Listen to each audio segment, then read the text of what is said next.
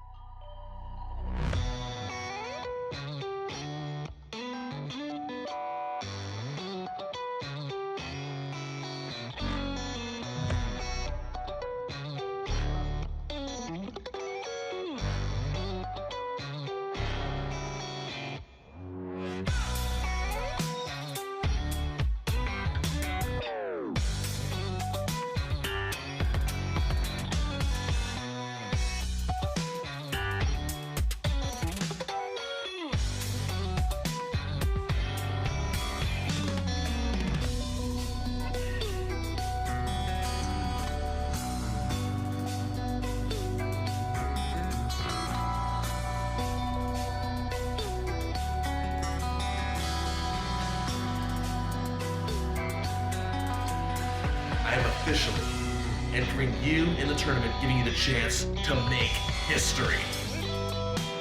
Scumbag Yates, Greenaway, Cutthroat Chris Logan will be in action in a 3-on-1 handicap match, trios rules against the grinder, Mark Shaw. Mr. Goodrich, if Mark Shaw wins, he gets you alone in the ring for 5 minutes. So here's the deal. Back in August, I was supposed to face Carter Mason. Carter, you call yourself King of the North? Let's see you try and snatch this crowd. Jake Jones called you out. Jake Jones called me out. You want to come get it, Carter? What do you say?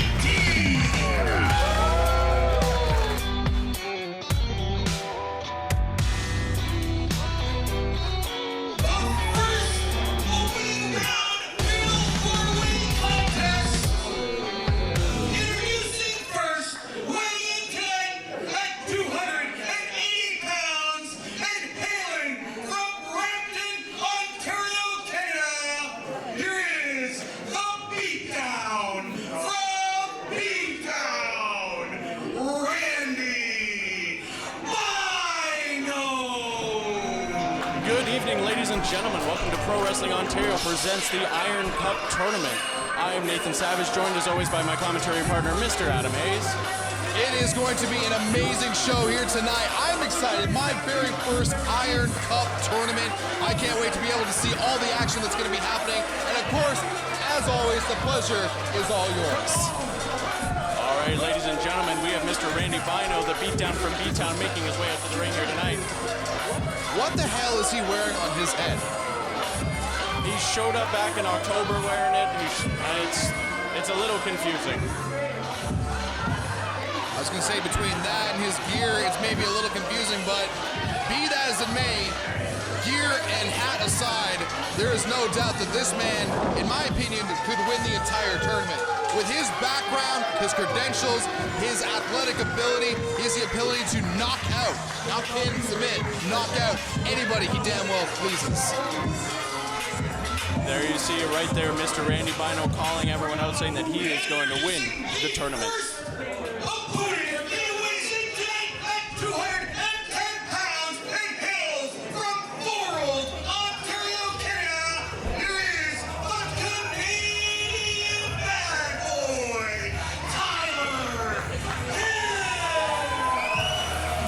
Tyler Hill is one interesting gentleman here in Pro Wrestling Ontario.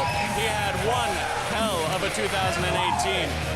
ending off the year, finishing off his rivalry with Jake Heavyweight Jones, who, as we all know, Jake Heavyweight Jones went on to 2019 to become the Pro Wrestling Ontario Openweight Championship. Can we see Mr. Tyler Hill advance to the tournament tonight and rehash that rivalry if Jake can retain against Carter Mason here tonight? You know, you were just talking that whole time. I couldn't hear a damn word you're saying. This crowd really has gotten behind this man. Absolutely, the fans are getting behind Tyler Hill here in Burlington. Yeah, I don't blame that referee right now. Yeah, referee Sean Cassidy doing the smart thing and pulling that clutch out of Tyler Hill's hand.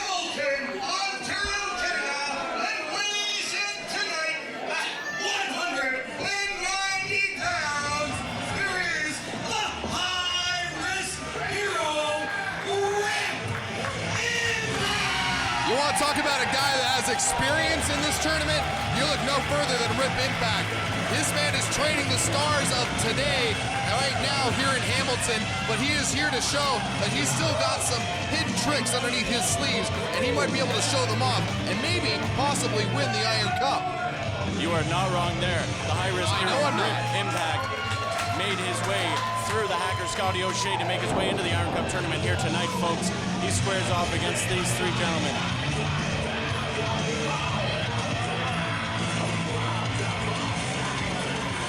Competitor number 4, he weighs in tonight at 205 pounds and hails from right here in Burlington, Ontario, Canada. Well, that sucks. He is the Night Train. Well, you want to talk about reactions before with Tyler Hill.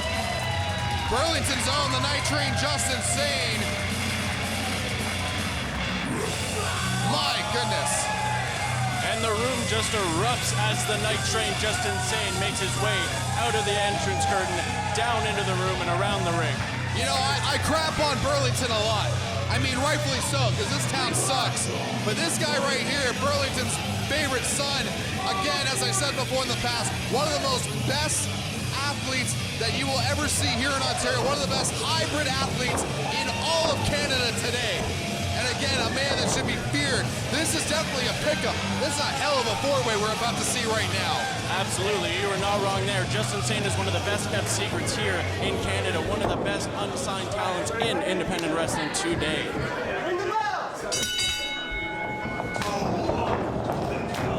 Well, this is going to be a cluster to be able to try to call this match. Absolutely, as both men square off, we have Randy Bynoe on Rip Impact over in the corner. We have Justin Sane taking on Tyler Hill in the opposing corner, choking him out with his foot. So let's confirm this, how people get eliminated here. So only 2 people are going to be able to move on from this match, and they will face each other in the semifinals. Is that correct? No, you are not correct. 2 men will advance from each match, and then they will face the opposite winners from the opposing first-round match. And then the winner of those 2 matches will go on to the finals tonight. That was the one and only time you're going to be able to get to correct me tonight, so you better have enjoyed it. So as Justin Sane gets hurled out of the ring by one Randy Bynoe, as Tyler Hill hops up for a sleeper hold, Randy Bynoe hurls him off his shoulders. Nice lariat over the top rope. Randy Bynoe is pumped up.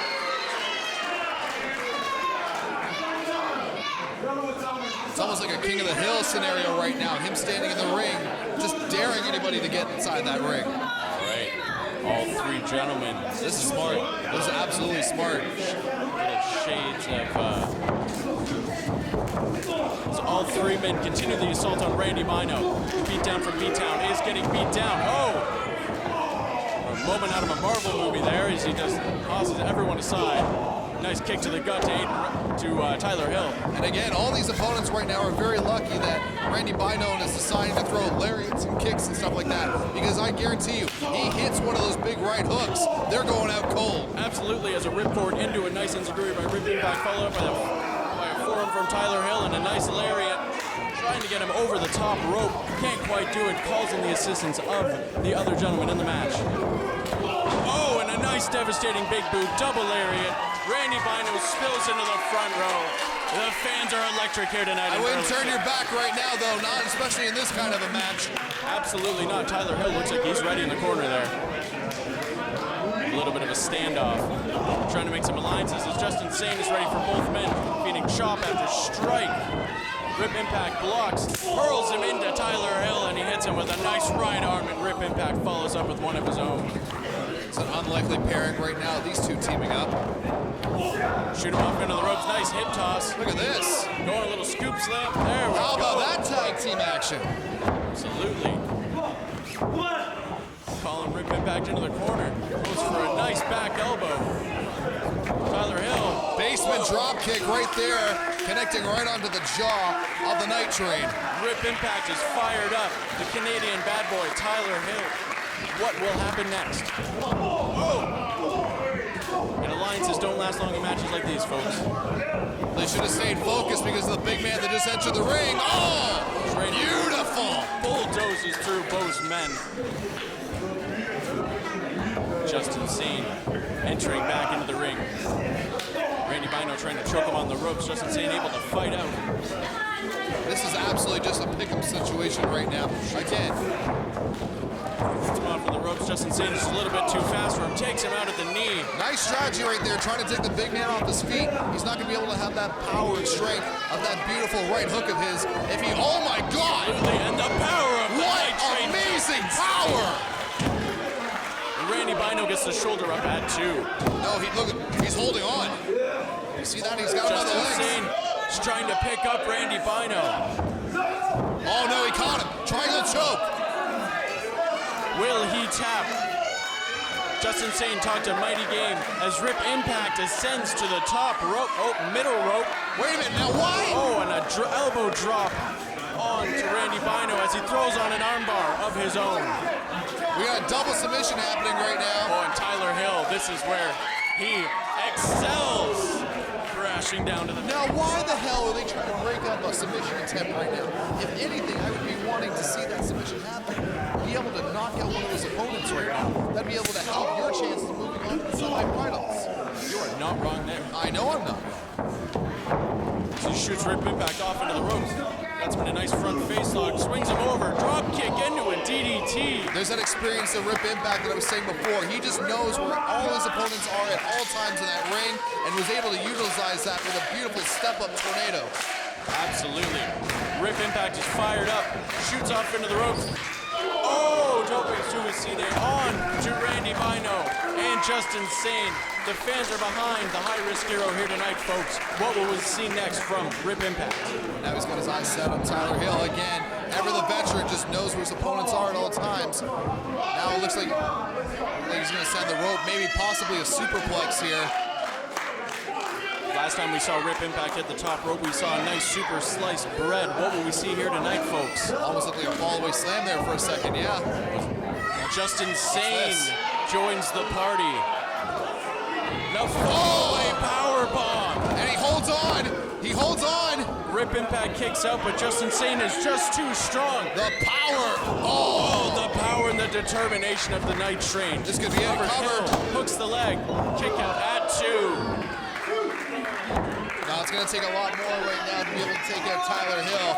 I know that was a huge move that he took with that fall-away slam. Powerbomb combination off the top, followed by that another powerbomb. But again, Tyler Hill has been through so much in his career. In some hardcore style matches, it's going to take a lot more. As we see a stare-off between these two behemoths. Defeating shot after shot. Randy Bynoe gets the upper hand, shoots him off into the ropes, catches the leg. Nice back elbow. Fires off for the nice big boot of his own. Sane just dumps over the top rope. Such power. Bynoe better look out because Rip Impact's up on the top. Crossbody. Nice execution by the high-risk hero. He's got to be able to follow up on it. Stay on the big man. Randy Bynoe counters, shoots him off into the corner. Oh, and a nice high boot by Rip Impact. Finish it. Nice going for a blockbuster, and he's not a chance. Oh, and just drops him. Drilled him with that jackhammer right there, and Rip is officially eliminated. Rip Impact has been eliminated from the match. The high-risk hero, Rip Impact, has been eliminated. You know, you can have all the experience in the world, but just sometimes brute strength and power just somehow, some way, just takes over. And that's what Randy Bynoe now is showing the last two opponents. As Justin Sane rolls up Randy Bynoe, and it also helps out the night train Justin Sane. Oh, that was cool. As he just knocks him inside. Oh my God, I want to see a replay of that. That was awesome. Cover. Bynoe hooks the leg. Sane miraculously gets the shoulder up at 2. Tyler Hill is just dazed in the corner. Randy Bynoe follows up with a nice kick to the gut. Back elbow.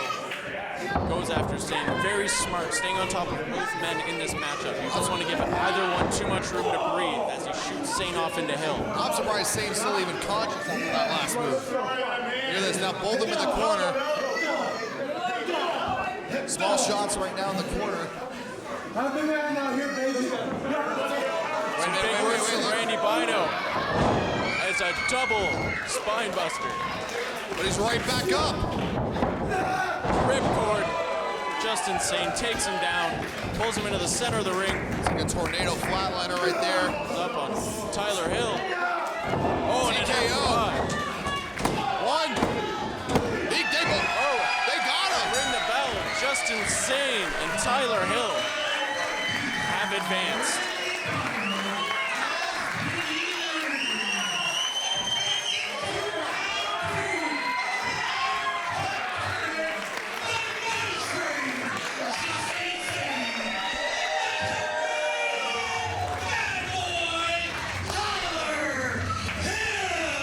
Hometown hero Justin Sane advancing in the Iron Cup tournament. Now Justin Sane last year missed out on the tournament and he was the Iron Cup ambassador, forced to hand the cup over to Grant at the end of the night. He spoke earlier last week stating that if he was there last year, there's no way that Grant would have walked out of this tournament the champion. So we'll see if that holds true here tonight. I just can't wait for the semifinal match. The fact that we're going to have two of the toughest, most badass competitors in all of Pro Wrestling Ontario facing each other in the semifinals, I cannot wait. Absolutely. You can see him square off against anybody like JT Kirk, Matthew Grant, Aiden Rayne, or Kobe Durst. Tyler Hill and Justin Sane will be advancing to face the following two winners from this fatal four-way, which is round 1 in the Iron Cup tournament.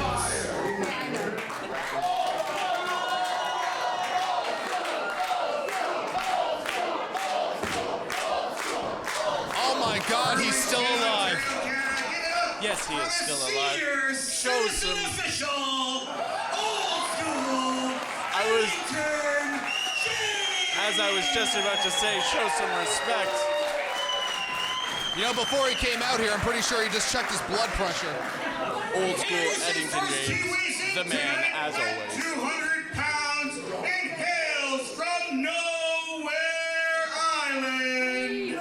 Here Never been there. is the region. I've heard it's a very interesting place. J.T. Kirk. And competitor number 2, he weighs in tonight at 140 pounds and hails from Hamilton, Ontario, What Canada. is Matthew Grant holding in his hands? Former Iron Cup trophy winner, a former No. You're gonna do this correctly, and you're gonna do it in the order I give it to you. I mean, you gotta respect the former champion. The inaugural Iron Cup trophy winner.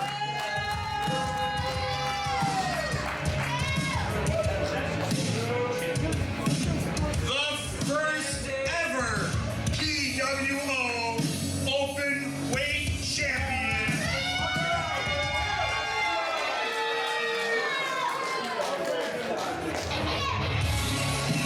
The next PWO OpenWeight champion.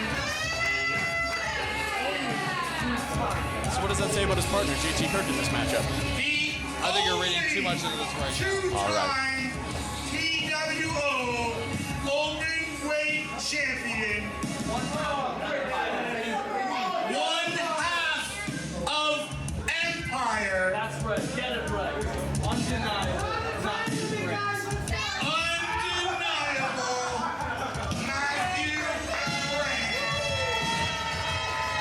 mean, these people can boo those accolades. He ain't wrong. There's a reason why this guy, and he just said it right there, 371 days. You cannot deny undeniable Matthew Grant. Number 3, he weighs in tonight at 170 pounds and is being accompanied to the ring by CEO Bill Chase's personal assistant, Miss Becky. Ooh. Here is the Lone Wolf, Aiden Rayne. Matthew Grant just throwing the old Iron Cup trophy to the ground. Aiden Rayne coming out of the curtain with Miss Becky. Now, for anyone who didn't catch our last show, Unhinged, Miss Becky has been assigned to Aiden Rayne by our CEO, Mr. Bill Chase, to make sure Aiden Rayne keeps up on his word and his actions, and he plays fair in tonight's matchup. Well, here's the deal. Aiden Rayne doesn't need really anybody in his corner. I mean, the IQ is absolutely appreciated because he is not a very good-looking man, but it'll be interesting to see if he utilizes her in any way to be able to win this tournament. Here is the Diamond Tiger, Kobe Durst. You want to talk about an athlete that's been making headways all over Ontario and branching out all over North America? It is the Diamond Tiger himself, Kobe Durst. Absolutely, the Diamond Tiger Kobe Durst making waves across southern Ontario for years. Bill, what's he doing here? There we go. Again, I remember seeing this kid just starting out, just shaking people's hands, trying to be, wanting to get into the professional wrestling ranks, and now seeing where he is now in 2019, and just a staple in so many promotions, and now making his debut here at Pro Wrestling Ontario. Absolutely incredible. A lot of people in this match need to be worried based on his experience. Absolutely, the Diamond Tiger Kobe Durst automatically qualifying for tonight's tournament. CEO Bill Chase placing him in tonight's action. Former openweight champion Matthew Grant also not having to qualify for the match, being placed in by our CEO, Mr. Bill Chase. Yeah, I'm not a fan of him. His actions have been questionable, but so far they've been holding true. His hairline isn't, but Ooh, easy. You two are brothers?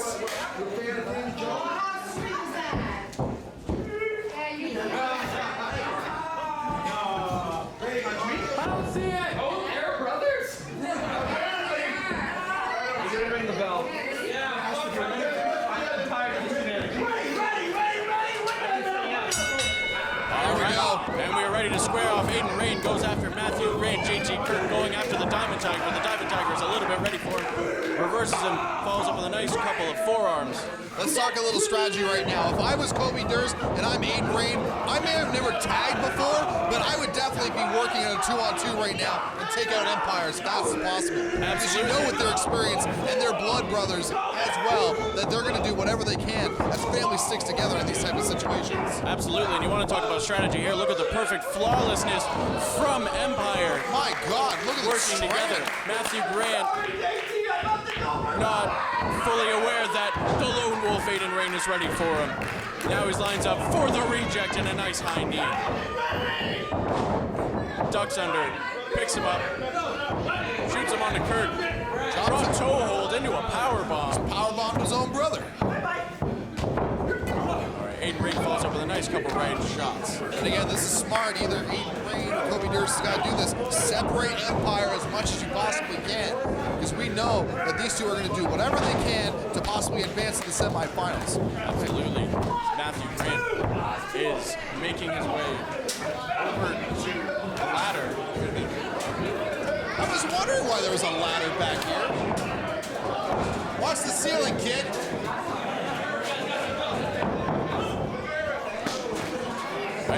And with Kobe back Durst inside the sent ring, over yeah. the ropes, follows up with a forearm. Matthew Grant making his way into the crowd with what looks to be almost a 15-foot ladder. Yeah, that thing is absolutely huge. And let's clarify too, in this matchup, especially in this four-way environment, there is no disqualification. You are not wrong. There is no disqualifications in tonight's matchup. As Kobe Durst has JT Kirk on the apron, feeding shot after shot. Follows up with a nice right boot. You know Empire had this plan. They probably purposely set that ladder there. They knew it was behind our table, and they just wanted to be able to use it. Look at this. Kobe goes for the pile driver on the apron. That's it, he's dead.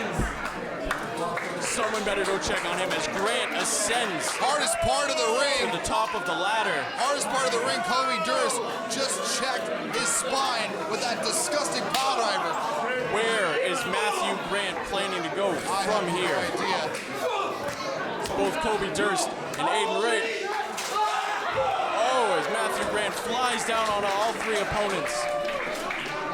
Matthew Grant showing that he's going to do whatever he possibly can to get back to the top of the mountain. And if that means jumping off of a ladder that's almost 2 times the size of him, he's going to do it. You are correct. The will and determination is Matthew Grant as he goes and hooks the leg, kick out at 2. I'm pretty sure that was a slow cap by old school. Matthew Grant will do absolutely anything to reclaim that OpenWeight championship. So he will do anything to get through the Iron Cup tournament again here tonight. Matthew Grant doing it now, climbing and setting the turnbuckle. Kobe Durst back up to his feet. Follows up with a nice right shot. Doesn't know that the reject JT Kirk is waiting right behind him. He's got to watch out. Again, it's what happens when you're in a team and you're in these type of environments. You're going to look out for your opponent, for your partner. Mack Grant gets tossed by Aiden Rayne into the rest. Now, the beauty of that is Aiden Rayne has no allegiances to Kobe Durst, so he can go ahead and lay waste to all 3 men there He tonight. doesn't have allegiance to anybody. Absolutely nobody. He is the lone wolf as he sets up for Matthew Grant. Follows up with a nice lariat, nice back elbow to JT Kirk, and a nice clothesline to the Diamond Tiger. Follows up with a devastating DDT. Nice shot to the gut. What we see. Going for the fisherman. Oh! Drops him on his side. Spinning fisherman slam right there. Just on a house of fire. Going for that double arm DDT possibly. Right, follows up with a nice right boot.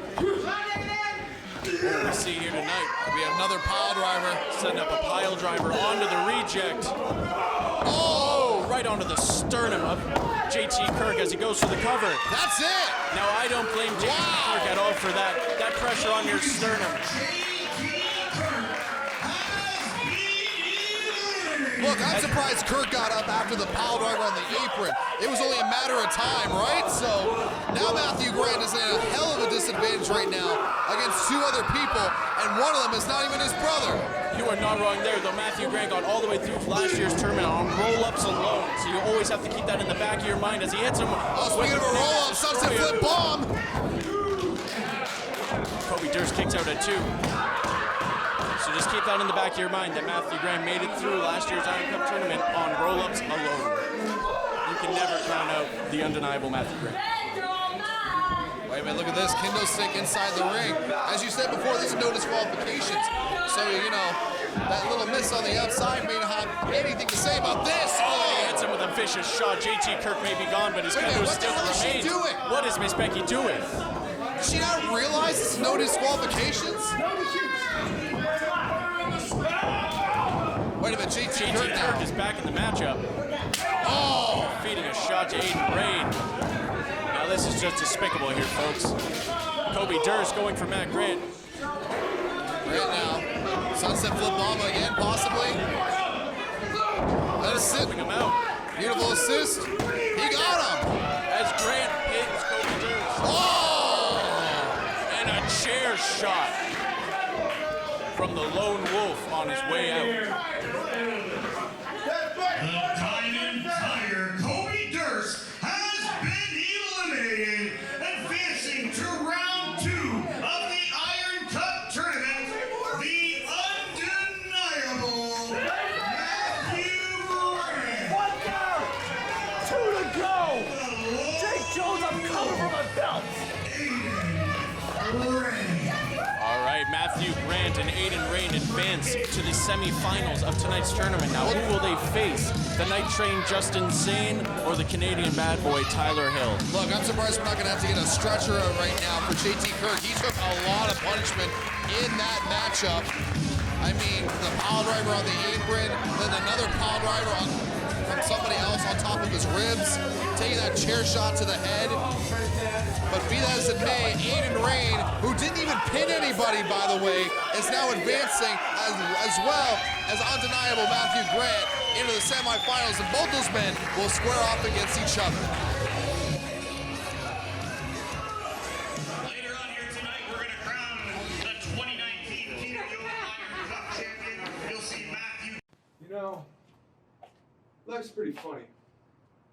Just when you think you have everything going your way, sends you in another direction, on another path. Makes you second guess yourself and everything you knew. See, last show for PWO, I did exactly what I said I was going to do. I was wrestling circles around JT Kirk, and I was straight up beating his ass. But I can't foresee offbeat shenanigans and underhanded outside interference. Now, can I? I can't help that I got hit right in the balls and then pinned quickly for that cheap victory. Now, all I can do is move on. I don't dwell on the past. I focus on the future. And the future is Liam Worldwide. Now, Liam, I know I'm not going to have to worry about outside interference this time because it's mono on mono, man to man, one on one, straight up. And when we step into the ring March 30th, I hope you're not looking past me. I hope if anything you do not underestimate me. Because that ring, that canvas, is more at home to me than my bed. Inside of those ropes, every opportunity I get to step inside that squared circle is a dream come true for me. While some people take this business for granted, while some people in my situation, after 5 years of not being a top success, might have a chip on the shoulder, I never will. Because I have a passion and a fire in my heart for wrestling that you have never seen before, and you will never see again. And March 30th, when you step face to face with me in the ring, I'm gonna let you know just how much. Because you're gonna feel it in every kick, in every punch, in every chop, in every hold I can put you in. And that isn't a warning, Liam. That isn't a threat. That's straight up. Hey, it's me, Liam Worldwide. Now, Pro Wrestling Ontario, next Saturday, March 30th, returns to the Burlington Lions Club to bring you the second annual Iron Cup tournament, but guess what's even better? Liam Worldwide returns to the Burlington Lions Club to bring you the second annual Iron Cup tournament. But this year, I ain't participating in the tournament. I got a one-on-one with straight up Taylor Kay-Deen. TKD. My man. So you say you've been in this business for 5 years? Well, let's think about this, because I've been in the business for 2 years, and I'm already looking down on your bummy ass. I've already built up a name myself more than you ever will. And now you're complaining about some outside interference from last event, but guess what? Management didn't do a goddamn thing about it because nobody cares about you. You're forgettable. And you got 7 days. You got 7 days before I waltz into Burlington, and I show everybody why you straight up suck. Why you're straight up trash. And you got 1 week before I kick your straight up ass. Now, I'm sorry, Taylor Kay-Deen, but I'll be damned if you try to stand in front of me and make a name for yourself now over Liam Worldwide, because that's what it's come to.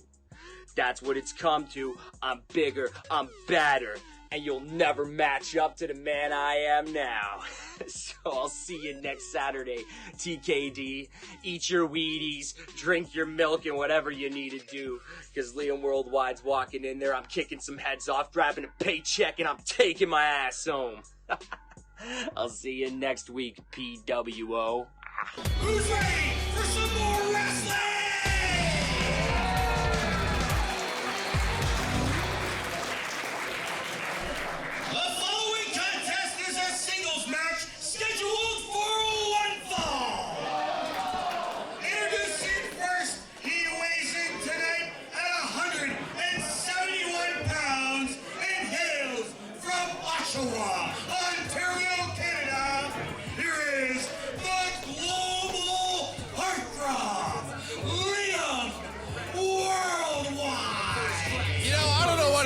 maybe because he's from, you know, the great city of Oshawa like myself, representing that schwa style, if I may say. But Liam Worldwide has got all the talent in the world, and if I may say, it is a shame that he is not a part of the Iron Cup tournament. No, he is not a part of this year's Iron Cup tournament. He was a part of our inaugural tournament last year, though after a tumultuous 2018, breaking up with his trio mates, Desired by Design, Jessie, Mack, and Dylan Daniels, Liam Worldwide is looking to set his sights back on his singles career here at Pro Wrestling Ontario. Yeah, easy for you to say. This guy does not need anyone by his side. He finally dropped that dead weight of Jessie Mack and is now going to be able to show why he is probably one of the best athletes in the entire company. Easy for you to say. Hills from Brampton, Ontario, Canada. Here is Straight Up Kay-Deen. Oh, good. It's the guy going to run for mayor again. I wonder if he's going to get on the mic and be like, hey, everybody, I like puppies and babies. Well, Burlington, we could use a new mayor, so that'd be okay by me. As Taylor Kay-Deen emerges through the entrance curtain, the fans are responsive. He's fired up here tonight, folks. What will we see here from Straight Up Taylor Kay-Deen? You know, I talk a lot of crap about TKD. I talk a lot of crap about, you know, what he was just saying. Be that as it may, this is going to be a really good match. These two, stylistically, are on par with each other. Both athletically, their age, their weight, their styles in the ring. This is going to be a great match. Absolutely. The only subtle difference between these two men, Taylor has been in the business for about 5 years. Liam's been in the business for about 2, but that did not stop him or weigh him down at all. The amount of strides and progress that Liam Worldwide has made in those last 2 years is purely phenomenal. Absolutely. And you got to remember, too, something that he's done, making him look high compared to other people. This CEO Bill Chase emerging from the locker room. Oh my God, look at this guy.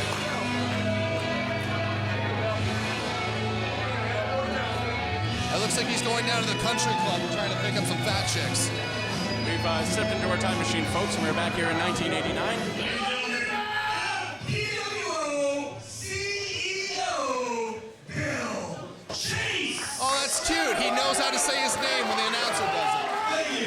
This is not about me. No. I got an important announcement to make, but it involves you two gentlemen. This year at PWO, we'll be crowning the first ever Internet Champion. Wow. So, that's big the news. Internet Division matches each have 15-minute time limits. It truly tests the competitiveness of any wrestler who steps in this ring. Which is why this match, it's going to be a little audition for the two of you. It's going to be a 15-minute time limit Internet Division match. And whoever wins, well, I may just consider you a qualifier for the Internet Championship. Good luck to you both. And I love you all. Thank you. Big words from our CEO, Bill Chase, announcing that Pro Wrestling Ontario will be debuting their Internet Division, crowning their first champion in 2019. Both men with a viable shot at that championship here tonight. You know, I don't like the guy, but that's pretty cool.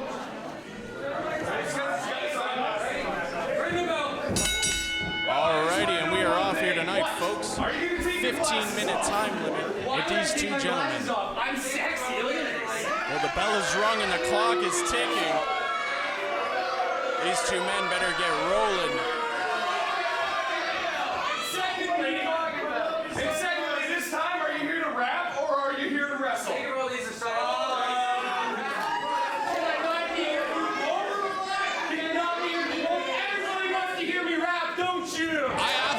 Do. This will be amazing if he does. He is the next Slim Shady. If everyone should stand up as well. Let's see what the next best from Oshawa has to I'm a straight up sicker. Ow! You see this face? It's worldwide, because I'm a natural born winner. That was beautiful. Give that man a Grammy. Adam Hayes is impressed. The fans don't seem too on board. My name is Taylor, and I'm here to say... Oh! That was so disrespectful. A little bit of playful banter from straight up Taylor Kay-Deen. He bought those shades in the Bahamas for at least $350, and he slapped them off his face. He shouldn't have been wearing them in a wrestling ring as he goes in for a nice Kay-Deen ducks under, gets him in a nice side headlock. Liam able to get him and shoot him off into the ropes. Taylor responds with a nice shoulder block. Shoots off. Liam ducks under. Nice leapfrog. Taylor's ready for him. Yeah, please don't hit the face. That's the moneymaker right there. He slapped it. Oh. The student has most definitely not become the master. Nice drop toe hold by Taylor Kay-Deen as he stomps the left hand of Liam Worldwide. The clock is still ticking here tonight, folks. Liam Worldwide doing whatever he can to be able to get a hold of the offense right now against TKD. It looks like we're going to see some lucha things right now off with TKD. Absolutely, a nice springboard hurricane Rana that got dumped. I didn't think he got all of that. I definitely can tell you right now he didn't get all of it. It almost looked like Liam Worldwide was trying to counter the last second with a power Taylor's bomb. fired up. He's ready for him. I'm smarter than that. Taylor's ascending to the top turnbuckle. Liam Worldwide not aware of what is about to partake.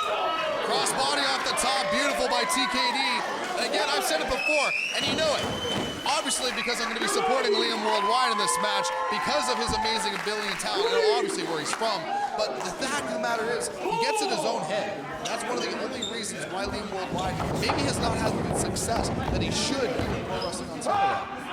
Absolutely, Liam Worldwide sometimes gets a little bit distracted when he's in that ring, but tonight he seems like he's on his game a little bit. Following up Taylor Kay-Deen with that nice kick. We have just under 12 minutes left on the clock here tonight, folks.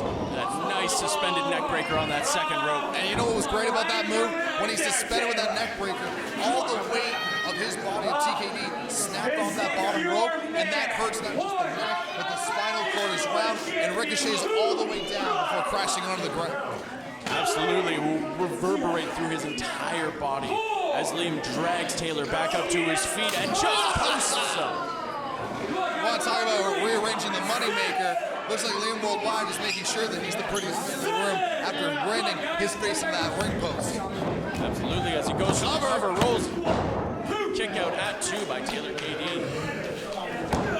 What will it take from Liam Worldwide to put away straight up Taylor Kay-Deen here tonight, folks? I don't know, but Liam Worldwide is doing what he can right now, just staying on top of TKD, just grounding him. If I were him, I would keep TKD off of his feet, because as much as Liam Worldwide can fly and do like that, and the best of them just like TKD, I would try to be able to limit those long legs and take him down, since he is the smaller of the two. Absolutely, take Taylor. Look at the crowd right now. And the crowd is getting behind Taylor here tonight, folks, as Liam shoots him off. Nice hard buckle to Taylor Kay-Deen as he crashes down to the mat. That might have moved the ring like an inch. You are not wrong there. As Taylor crawls lifelessly to the corner. Liam just stalking him. Charges up a little bit. Taylor moves just in the nick of time. He's calling a shot right there for an open hand chop. Nice right hand from Taylor Kay-Deen. It's a little bit gassed, but it should be just enough to keep Liam on his toes. Shoots him off into the ropes. Liam catches up. Oh, beautiful. He eats a feet right there. I think TKD is really winded after taking that shot into the buckle. Absolutely miraculously kicks out at just under 10 minutes left on the clock here tonight, folks. There's plenty of time right now for Liam Worldwide to work. Absolutely. Liam Worldwide seems to be getting a little bit frustrated here.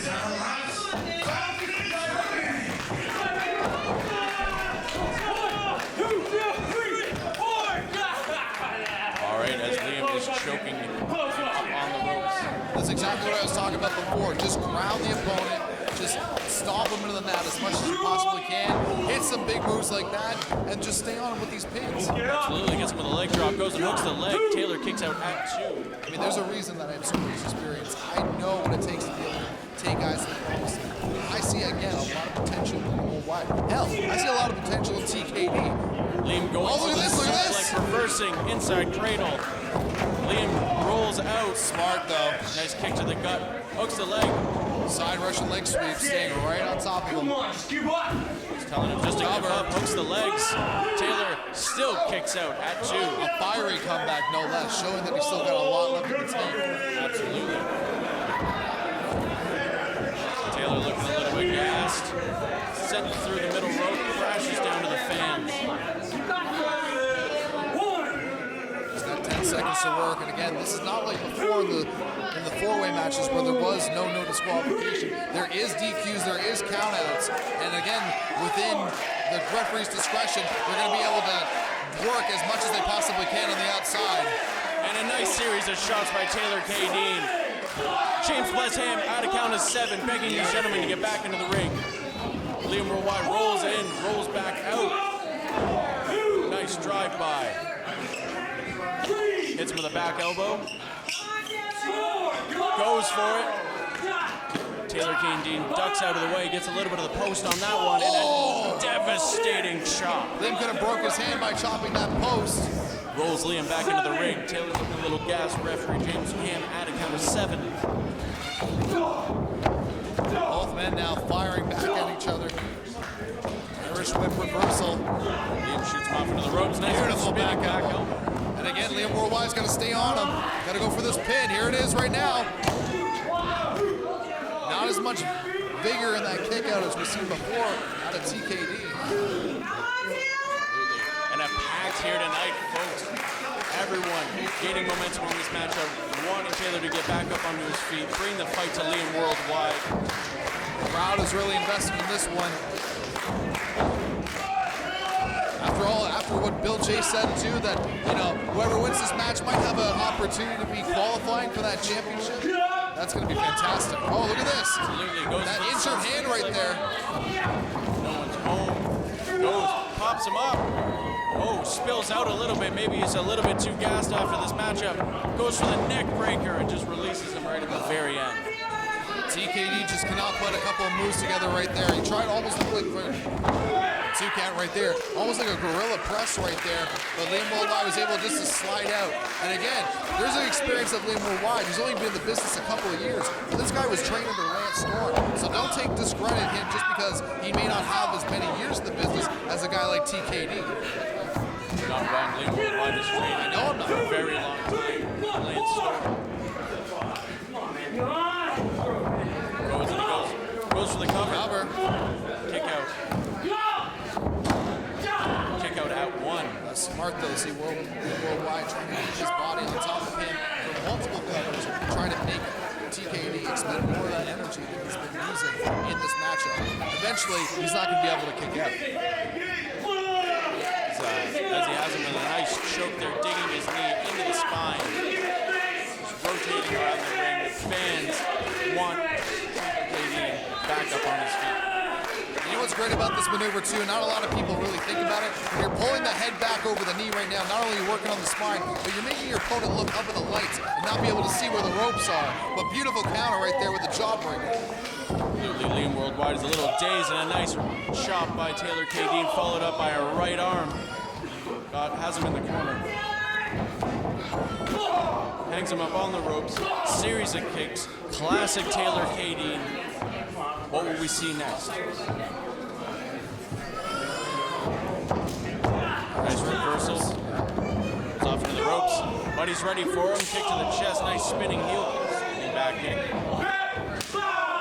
And he kicks that left hand. Shining Wizard right there connects right against the jaw. He's got to capitalize, go for a pin. Liam kicks out at 2. I'm noticing a theme though right now with TKD. He's really working on that hand ever since Liam Worldwide chop against the post. He could possibly have a broken hand. Absolutely, Liam Worldwide cranked his hand off of that ring post. Taylor Kay-Deen is capitalizing, following up with a nice series of strikes, backing Liam up into the turnbuckles, into the corner. Liam dazed, draped over the second turnbuckle. Both men are gassed right now, and that's not because of the fact that they're not in shape. They've just been hitting each other with so many hard moves, like that chop, and it's just taking a lot out of them. Absolutely.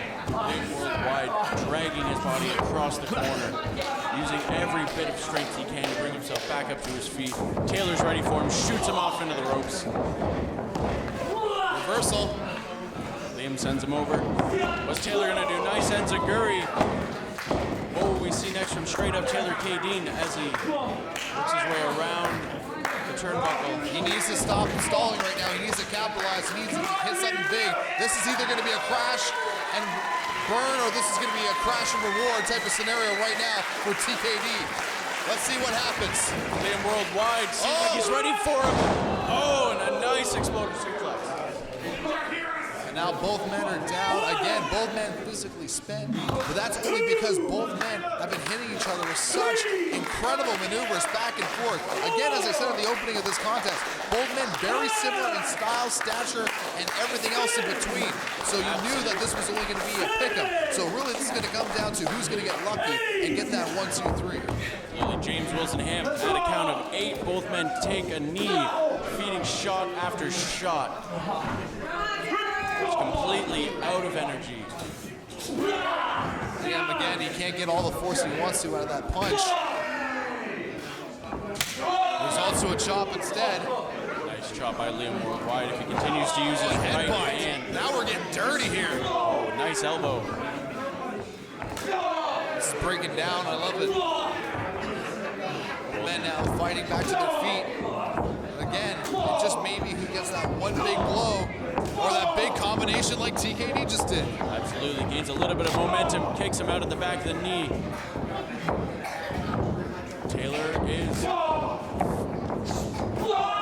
And again, that hand. Oh, and that could be it. I'm not gonna lie, I'm surprised he kicked out of that. That was a flush super kick right on the jaw. And I'm just dumbfounded right now. I thought TKD had him right there. That's it! That's it. It's over! 2 minutes remaining in this matchup. What will it take to put either man away? Zigzag right there. Zigzag by Liam Worldwide. Both men down. James Ham. Cover though, cover. Lackadaisical cover. Can he hook the leg? Barely. I wouldn't say that's lackadaisical. I think he just didn't have the energy to get into the pin in time. I think that extra couple of seconds gave TKD the wherewithal to be able to kick out. Absolutely. Liam Worldwide gaining his frustrations. You can see it flood through his face. James Wilson on the count of 3. Taylor Kay-Deen reaching, grasping, trying to get to that rope to pull himself back up to his feet. Yeah, these guys need to hurry the hell up right now. There are less than 2 minutes left in this matchup, and especially with so much on the line that Bill Chase was saying about opportunities, you don't want to take that for granted. Not here in Pro Wrestling Ontario. Absolutely not, especially when you have a chance to qualify for the Internet Championship match. 60 seconds remaining. Fireman's carry. Taylor Kay-Deen with a couple back elbows, managing to work his way out. Trying to work him back into a pin. Oh, and he rolls him up. Kick out at 2, Liam Worldwide counters. He's trying to get the legs down. Now he is. There we go, kick out at 2, rolls him back over. Kick out at 2, Liam rolls out. Gets him with a pin of his own. Both these men are Taylor going for, pops through. Yeah, both these men are going for broke right now. They're just trying to get any pin they possibly can. It's not about a big move. They're just trying to catch him. 1, 2. Absolutely. Chain wrestling. Cover after cover. Both men. What will it take to put these two away? 30 seconds. Double clothesline. Both men out in the center of the ring. I wouldn't be surprised if both men stayed down for the rest of the 30 seconds. Again, the amount of punishment that both men have taken, that was a lot that they just spilled out of each other with that double clothesline. And this crowd here in Burlington wants to see a finish to this match and is rivaling both Liam Worldwide and probably TKD. Let's be honest, mostly Liam Worldwide, back to their feet. Absolutely. Taylor Kay-Deen building up momentum. He is fired up. He's got the fans behind him. Can he secure the win here tonight, folks? And a nice right hand. Taylor dazed up in the ropes, followed by a kick. Wow. I'm shocked.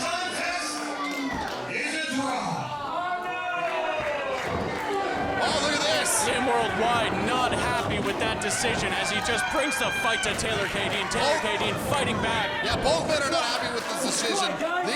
Each of them knew that they had the match each one at several points, and they are not going to finish, and they're going to send this thing all the way to the back. I hope security is back there guarding my stuff. Jeff Goodrich, for years, people told me that you were a cancer in Ontario wrestling, but I didn't listen.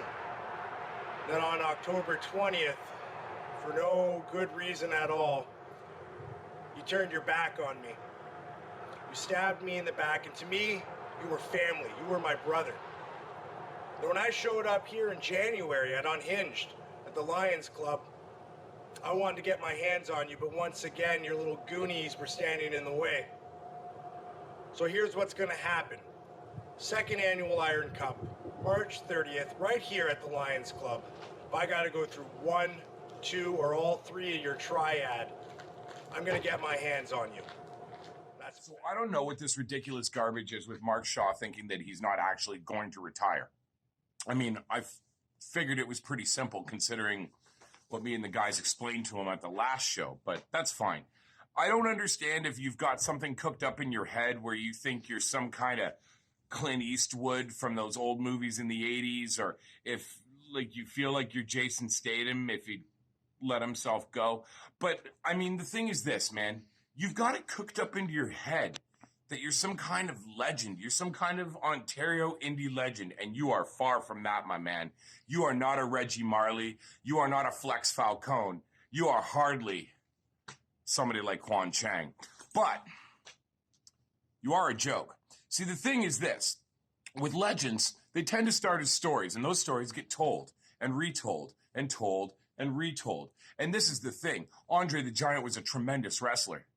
But if you listen to everything everybody ever told you, every single one of those legends would lead to him fighting Godzilla and King Kong on the side of Mount Fuji. So this is what the deal is, big man. Legends do die. And you, sir, are going to see why you are not a legend. You are going to see why I have 3 future legends sitting in my stable.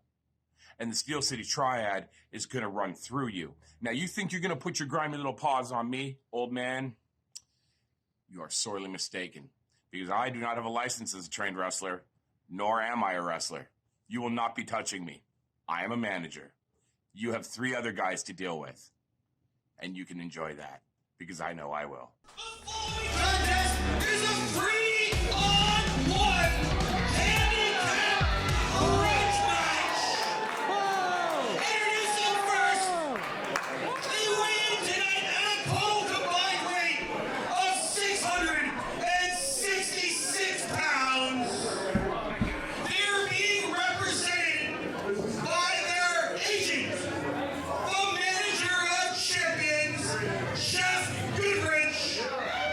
They are the team of Chris Logan, Aiden, Greenaway, Scumbag Yates, the Steel Now the Steel City Triad made their first appearance at Locked in the Lions Club when Jeff Goodrich turned on the grinder Mark Shaw. Mark Shaw returned at Unhinged to address the Pro Wrestling Ontario fans. Now these men confronted him during his address, and let's say it didn't end too well. Goodrich and Shaw both tumultuous with Bill Chase, both flying to trying to get what they want. Goodrich wants to see Shaw retired. These men want to take him out. Shaw wants his hands on Goodrich.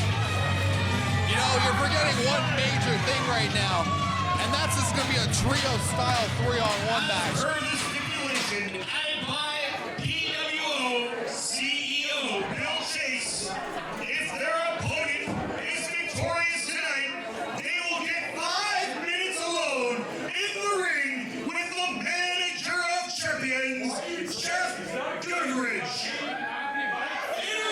I'm more offended at the fact that he calls himself the manager of champions. Well, when I start seeing some belts, I'll actually start believing it. From Hamilton, Ontario, Canada, here is the grinder, Mark Shaw. Crowd here on their feet for the grinder.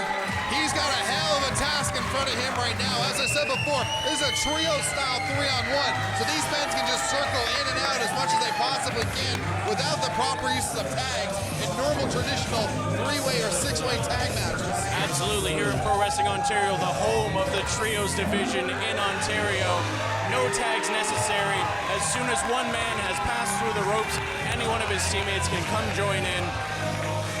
It's going to be one hell of a match. Mark Shaw's going to have to stay on top of all three men. You don't have to worry about, like, normally it's divide the ring in half. Now it's keep the man in the center of the ring because he can leave at any point and the fresh man is about to come in. Absolutely. He's got to pick a guy, he's got to take him down and beat him down. He's got to focus on one because the moment another guy comes in, he's got to stay on top of him. The moment that Mark Shaw loses any kind of momentum in this matchup, he's done. Absolutely. And apart from his three opponents, he also has to be wary of his former champion. Wow, look at that strength. Jeff Goodrich. As Evan Greenaway rolls out of the ring, Chris Logan, the fresh man, now legal, has Shaw in the corner, charges up, misses, Shaw's ready, nice splash, Shaw is fired up. That's that experience of him knowing where everyone is in the ring at all times, just like a Rip Impact, and he's going to do whatever he can. Look at this, big impact move after big impact move. Nice belly to back suplex there as rolls out and Scumbag Yates comes in to aid his partner. Works Shaw into the corner. Scumbag Yates is fired up.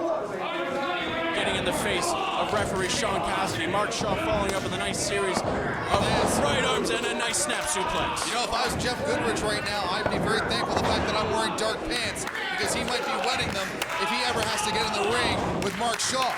Absolutely, and be on the wrong end of one of his fisherman busters. Goes as the Scumbag. What will we see next? Oh, curb stomp. Just stomps him down to the ring. Evan Greenaway just coming into the ring. Here's that old trio style right there. One man's down, another one just jumps in. Yates rolls out. Now he's no longer legal. Evan on top of the grinder. Now Jeff Goodrich has said that Evan is a prodigy going at this since the age of 12. Learning from some of the best. We've seen some pretty firm, strong strikes from Evan Greenaway.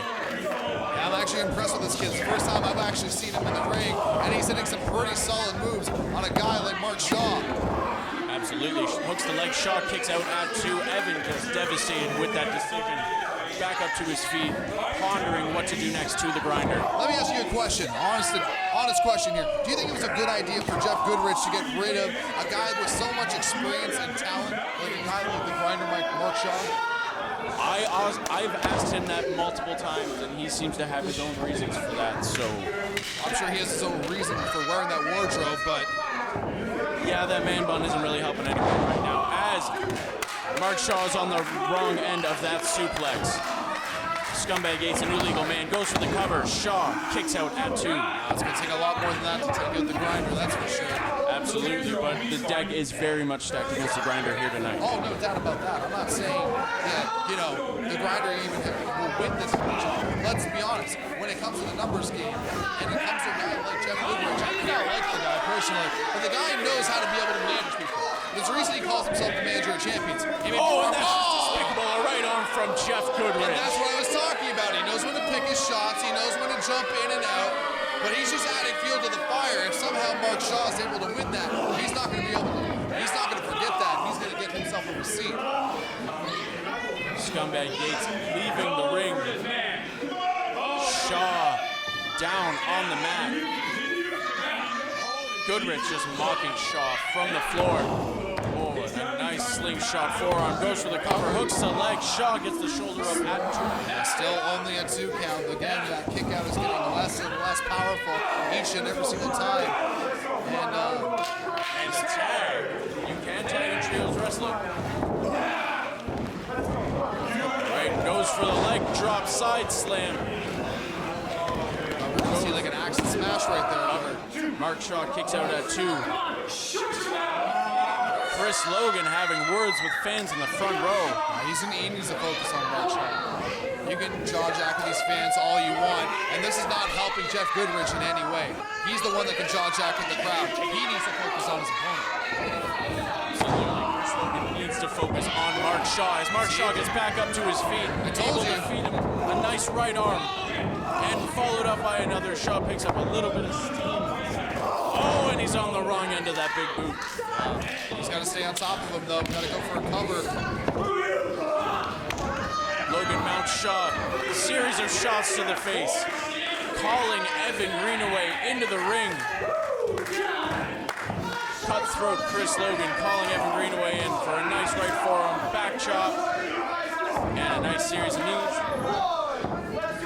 That's exactly why this may not have been a smart idea for Mark Shaw to be able to do this matchup, because he knew the amount of punishment he was going to take from all three of these hungry athletes. Nice high knee. Goes up. Cuts him under. Oh! Backdrop, neck breaker combination. Evan Greenaway up top. Going for a senton, and he dropped all of his weight on him. He got him. And the grinder just couldn't make it through the Steel City Triad here tonight, folks. What did I say? If I'm anything, I'm honest. Yeah, like I said before.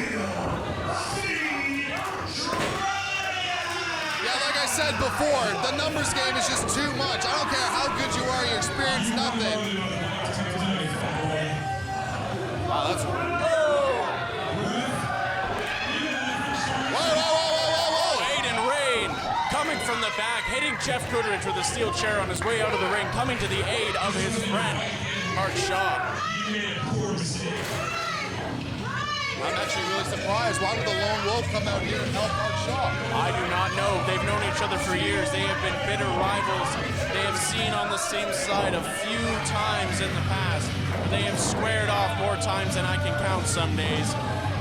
Well, Jeff Goodrich can sleep easy tonight knowing that he didn't have to get in the ring with the grinder Mark Shaw. But he needs to be careful right now. He gets anywhere close to that ring, because now both him and Aiden Rayne are wielding steel chairs. Absolutely. Shaw and Rayne both wielding steel chairs. Steel City Triad. Evan wanting to get back in the ring. Yates doing the smart thing and keeping his partner on the outside. Absolutely. You know this is not over.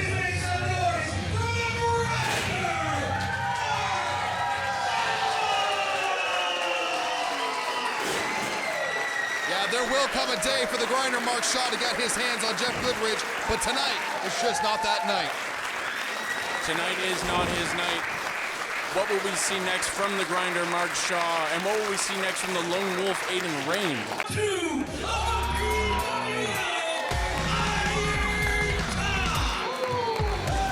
Introducing first, he weighs in tonight at 210 pounds from Thorold, Ontario, Canada, the Canadian Bad Boy. Kicking it off with some semi-final action. The Canadian bad boy Tyler Hill making his way out to the ring, a little bit beaten up from the first round, still holding strong. Got his trusty sidekick in hand. Yeah, he may be a little bit sore right now, but I guarantee you right now, he's going to do whatever it takes. And his opponent, he weighs in tonight at 170 pounds and is being accompanied by Bill Chase's personal assistant, Miss Becky. Here is the Lone Wolf, Aiden Rayne. Absolutely. Tyler Hill, as we just found out now, is going to be facing off against the Night Train. Wow. Against Aiden Rayne, accompanied by Miss Becky. There is no denying Aiden Rayne. There is no mistaking Aiden Rayne, especially when he has that beautiful, amazing, sensual woman at ringside who still hasn't given me her phone number, but I am definitely trying. Absolutely. Aiden Rayne is on a resurgence here in Pro Wrestling Ontario. He had one amazing year in 2018, suffering one loss in October, but he's been coming back strong ever since. Can he make it through the semi-final round against the Canadian Bad Boy and advance to the finals here tonight? Let's clarify one thing before this match gets underway. This is not a no disqualification. Absolutely not. This is a regular one-on-one matchup. Which is going to be very interesting to see, because both these men are strong style, hardcore style, and the fact that both men are very sore, very tired. They might have to want to be able to pull out some of those weapons to be able to get some advantage. But they can, especially if they want to make it to the finals. They got to rely strictly on their talent inside that ring. So we're going to have to see who truly is the better man here tonight. Absolutely, as Tyler Hill has actually had about close to a decade of just straight up normal in-ring wrestling experience before he started to dabble in the strong style deathmatch and hardcore.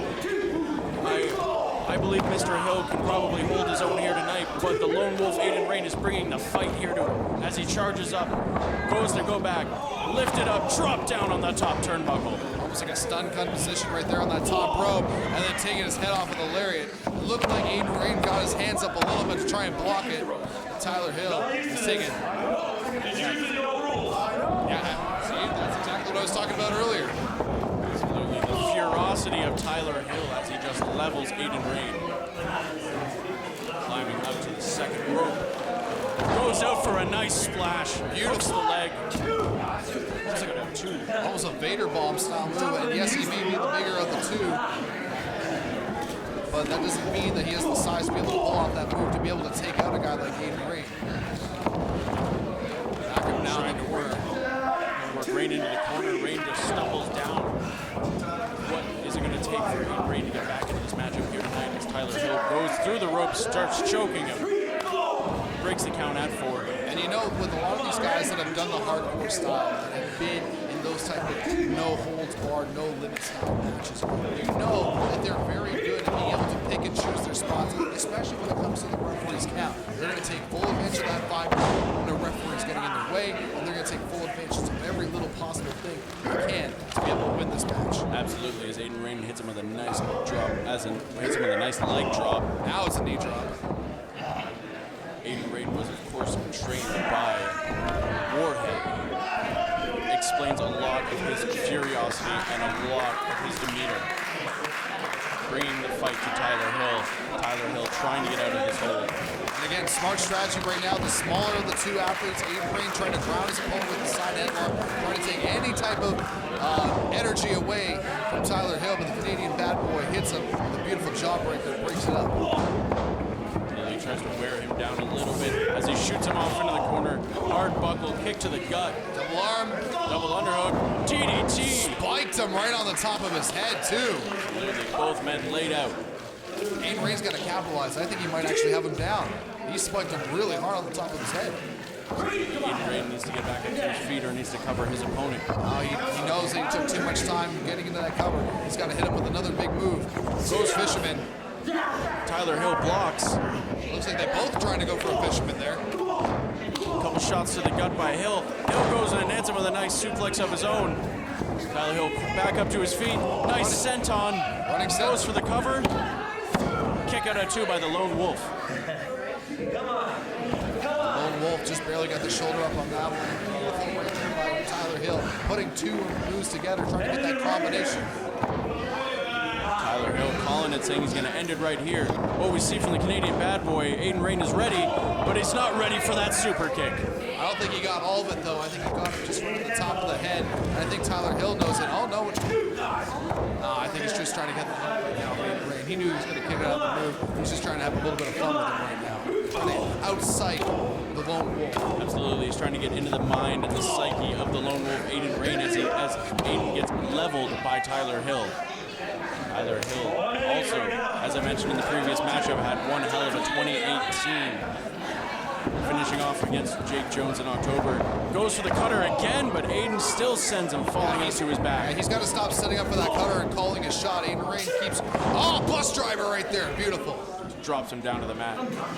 And again, once again, Aiden Rayne is not able to capitalize. And look at this. This is what I was talking about. They're getting tired. They're getting worn out. They're going exactly to what they know. And he's going for that barbed wire. And he almost hit his lady right there. Miss Becky steals it out of his hands, doing her job, keeping her client in line. Whoa, Tyler Hill knocking Miss Becky down to the floor. That is ridiculous. Referee, old school heading. I don't think he quite striked her, but Aiden was ready for him. Hits him with a flatliner, old school. He's a little distracted. With Miss Becky on the outside checking out. Aiden Rayne has that barbed wire crutch, Tyler Hill's ready for him, stops and bashes himself in the head. Shades of Eddie Guerrero. Wait a minute. Ring the bell. Old school Eddington James disqualifying Aiden and Rayne after Tyler Hill bashed himself in the head with the crutch.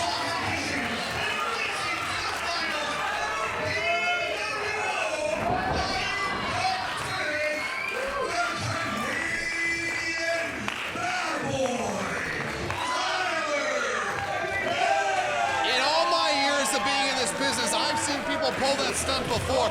I've never seen anyone willingly shoot themselves in the face with barbed wire just to be able to win a match. And that just shows exactly what the Canadian Bad Boy is willing to do to go home tonight, the winner of the second annual Iron Cup tournament.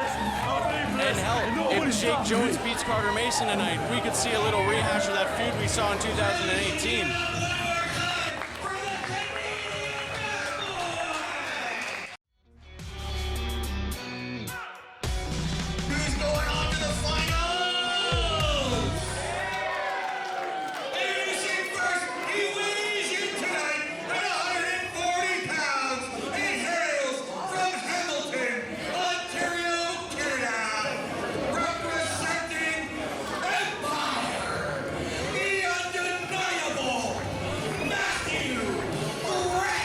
Clearly this ring announcer needs some lessons because he forgot all the accolades that he was supposed to read off like he did the first time around. Oh, look at this, motion to the crowd. He's calling out his and his brother, the reject, JT Kirk, the other half of Empire. And this is going to make things very, very interesting. Unlike the last match, when Miss Becky was more of a hindrance for Aiden Rayne rather than helping, you know damn well that Empire's going to do whatever they can to at least make sure one of them makes it to the finals. And that man is going to be Matthew Grant if it comes down to Empire getting the number 4. Absolutely, and that means we're going to be seeing Matthew Grant face off against the Night Train, Justin Sane, here tonight in this semi-finals matchup.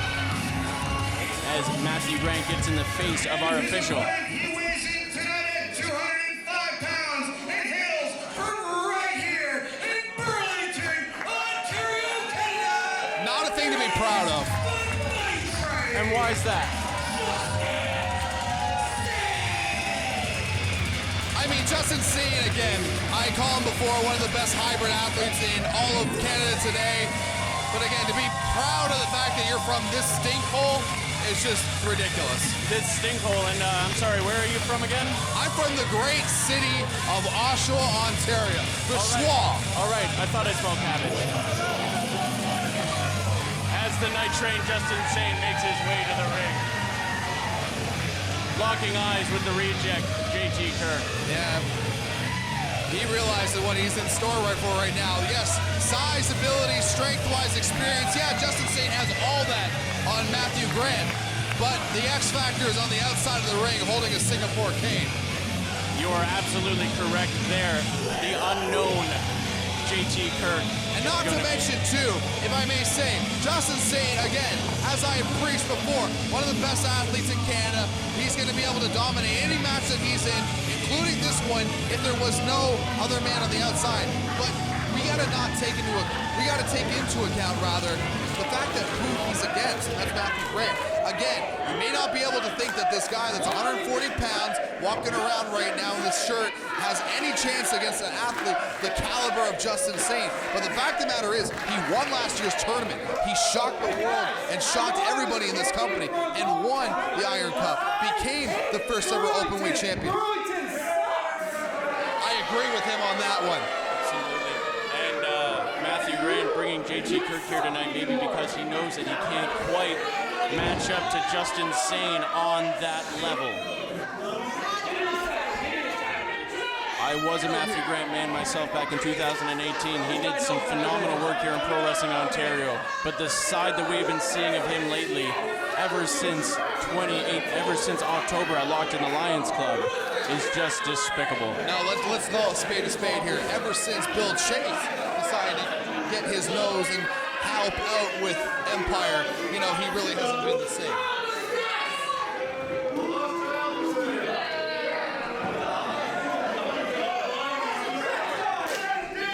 So Sorry, I'm just rather distracted here by Matthew Grant and what he is doing in the ring. You're distracted by him taking off his clothes? I don't understand. From tank top to tank top right now? Right, as referee James Wilson calls for the bell. Both men ready to square off. Just Sane blocking. Oh! See, played the numbers game early. Absolutely, and this is exactly what I was talking about. Even though they weren't successful right there in getting the advantage, right now they're in the head of Justin Sane. Absolutely. That is the name of the game. They have to get into the head and get into the mind of the Night Train Justin Sane if they're trying, if Matthew Grant wants to get through to the finals here tonight. There it is again! Against the Canadian bad boy, Tyler Hill, as Sane just shoves Grant down to the mat. The look of surprise and shock and awe in Grant's face.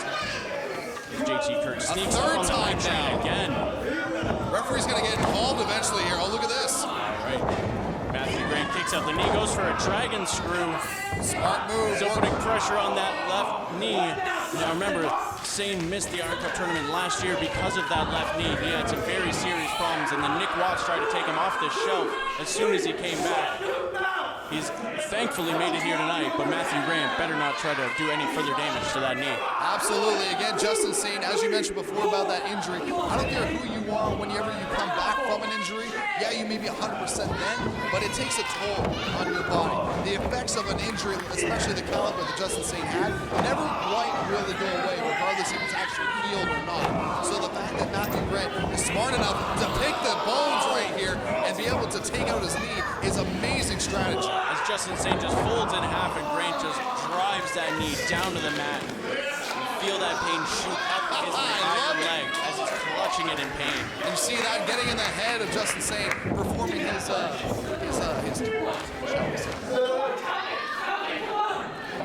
rolling towards the ropes, Grant asking the referee to count. Well, if he can't stand, Matthew Grant distracting the referee as the reject JT Kirk does some work on the Night Train Justin Sane. No, he's not distracting. He's showing the referee exactly where the Empire shirts are around the outside. In case he wanted to ask the fans later how and where to buy them. Matthew Grant breaks the hold at the count of 4.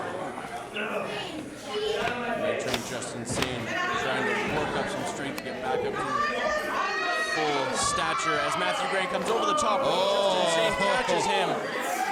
What are we going to see here from the Night Train, folks? Nice stalling kick to the chest. Grant counters. Oh, and just drives him into the ring. He didn't get a lot of momentum on that drop with that DDT on the apron, but it could have been just maybe enough to score the pinfall. Cover. Hooks the leg. The Night Train kicks out at 2. Just exactly what I thought right now. Matthew Grant's got to stop. He's got to stop making fun of the referee right now. He's got to stay on top of Justin Sane. Absolutely. Absolutely. A man like Justin Sane, you will have to stay on top of. Night Train has been in this business for a very long time. Goes for the double stomp. Didn't quite get all of it. Hooks the leg. Night Train gets the shoulder up at 2. And again, smart of Matthew Grant. As you can see from earlier when he was going up to the top of the ladder, diving on his opponent, he uses that small frame and drives whatever amount of weight that he possibly has to be able to take out his opponents. That has been a thing that Matthew Grant has done his entire career. And right now, he's just actually picking the bones of the hybrid athlete himself, Justin Sane. Absolutely, just stalking Justin Sane out of the ring, taking him out, knee after knee after knee, going for the cover. Just mocking the Night Train. Total disrespect, slap to the face. Followed up by a boot and a nice drop kick. Goes for the cover and hooks the leg. Night Train gets the shoulder up at 2. Grant is getting frustrated here tonight, folks. He may be getting frustrated, but think about this. And again, I just got to speak about the caliber of athlete that Matthew Grant is. I know, you never thought I'd say that type of statement with a guy like Justin Sane as his opponent. Look at this. Taunting now. But a mockery. Justin Sane. Cover. Looks like he caught him. Oh, you're right. You want to talk about caliber of athlete. Look at the caliber of athlete right now of Justin Sane to the strength. The strength of Justin Sane working his way all the way back up to his feet. Driving Grant up. Nice stalling. Suplex. No way. Squats for good measure. Because that's just how good the Night Train is. Deep squat. Pops him up. Jackhammer. Him down. showing that he's still got a lot left in that knee, that he may be hurt, but he ain't down. Absolutely. Sane goes to the cover. Grant gets the shoulder up at 2. And even JT Kirk jumping on the apron there, thinking that could have been it for his brother. Justin Sane trying to get the fans behind him here tonight.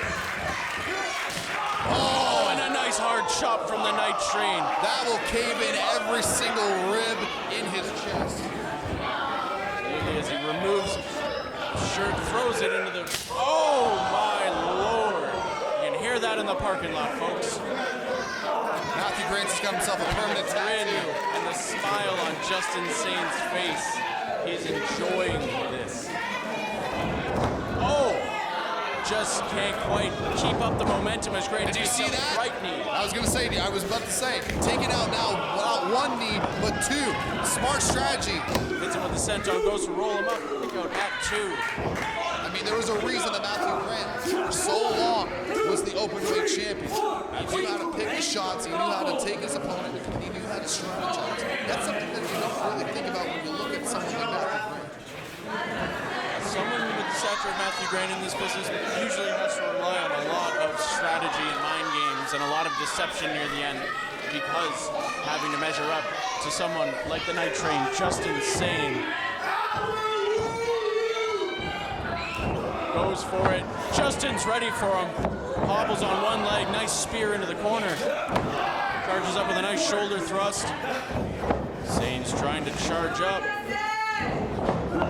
Hits him with a nice shoulder block. I'm surprised he made the run on that one. Irish whip now into the buckle. But again, Grant's ready for him. Lifts up and he just hits right into the ring post. And Justin Sane just got baited in by Matthew Grant. Now you got to think about it. 2 bad knees and possibly now a bad and possibly broken shoulder. Going for the destroyer. Sane's not going to let that happen. Oh my God! That's it. He's dead.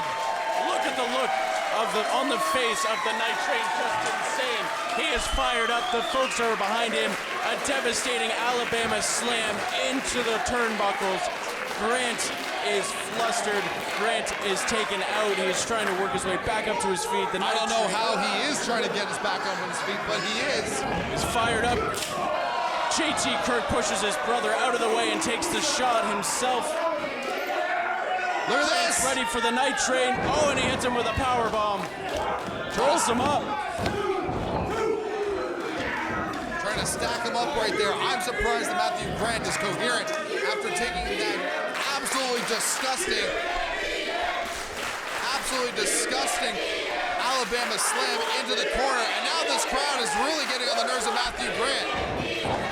The crowd here tonight in Burlington changing. Discus clothesline right there. Devastating discus clothesline. Goes for the cover. Hooks the leg. He got him. And Justin Sane is advancing into the finals, folks.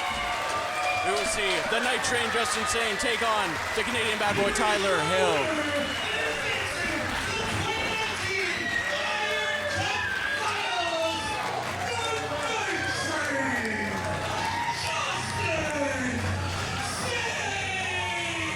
Well, Justin Sane, 2 bad knees, almost a broken shoulder. He was able to capitalize just at the right amount of time, and he was able to take Matthew Grant out. He not only was able to negate Matthew Grant's offense and be able to come back from whatever he had in the ring, but also being able to delegate JT Kirk on the outside of the ring. My hat's off to Justin Sane being able to survive this matchup and is now earning himself a finals opportunity here tonight in Burlington to be able to win the... Oh, and the reject JT Kirk just laying out James Wilson. Man, he probably had it coming. Helping his brother back up to his feet. Oh, and he just picks up James Wilson, feeds him to Mack Grant, has him in the fireman. Oh, and he dumps him. You know, there's got to be probably maybe a fine or suspension happening right now. I know, he may be frustrated after not winning, but you don't put your hands on an official regardless if it's before, middle, or after the match. You are not wrong. It's an absolute travesty the way all of you pathetic people are treating Empire. Old school Eddington James and Sean Cassidy coming to the aid of strength in numbers right now. This right here is another example what we're gonna do to everybody in the back. Everyone, until I get what's rightfully mine.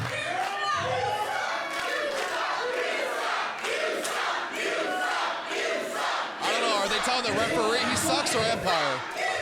I believe they're showing their dislikingness towards our former openweight champion. This is an example of what I'm gonna do to everybody in the back until I get back my openweight championship. This empire will rise again. Strong words right there by Matthew Grant. Took the words right out of my mouth there. Very strong words from Empire here tonight. Matthew Grant, a man on a mission, will do anything to reclaim his openweight championship. Sean Cassidy and Old School Eddington James coming to check on their colleague, James Wilson. No, that referee's done for the night. We're gonna give James some serious medical attention. But right now we're gonna have a tag team match! All right, a little tag team action happening next. Introducing first, they weigh in tonight at whatever the hell they want and hail from wherever the hell they want.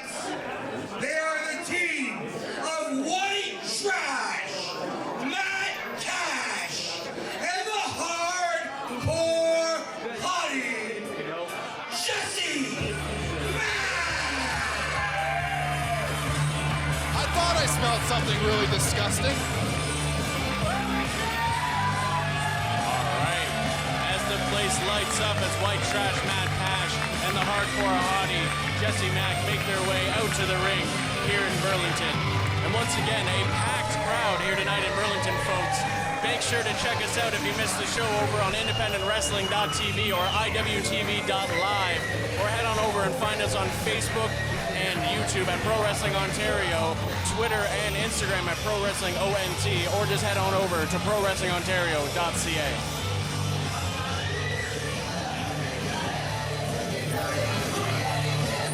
Referee Sean Cassidy, gotta make sure that chain's not gonna be used tonight. and their opponents, they are 2/3 of the PWO Trios champions, representing the Gentlemen's Club, the team of Bone Crusher, Steve Brown, and the Hacker, Scotty.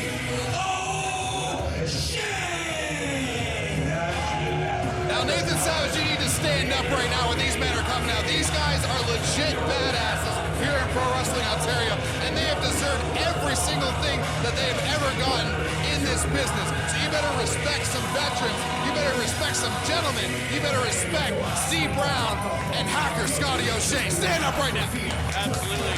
Steve Brown and Hacker Scotty O'Shea have been Pro Wrestling Ontario Trios champions ever since last July at the amazing Canadian Brawl, where they won their belts with the help of their manager, Stephen Elias, and then left him by the wayside. Both men made their way out to the ring. Are your legs sore? Is that why you're not standing right now?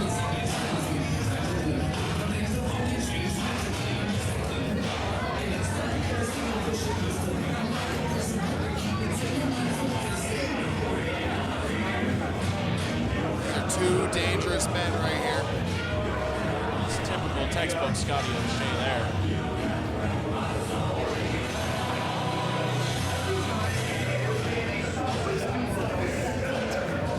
Now, I don't know about you, but I've been looking forward to this matchup all week long. Really? It's sure to be a hard-hitting match. You've been waiting to see Matt Cash and Jessie Mack. That's really rude. I have a little bit more faith in our roster. I'm sorry. I feel like they can hold their own. What's that?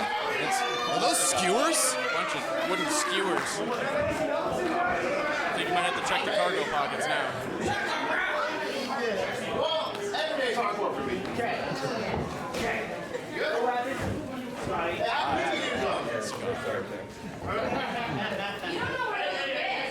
Yeah, you really don't know what those bins.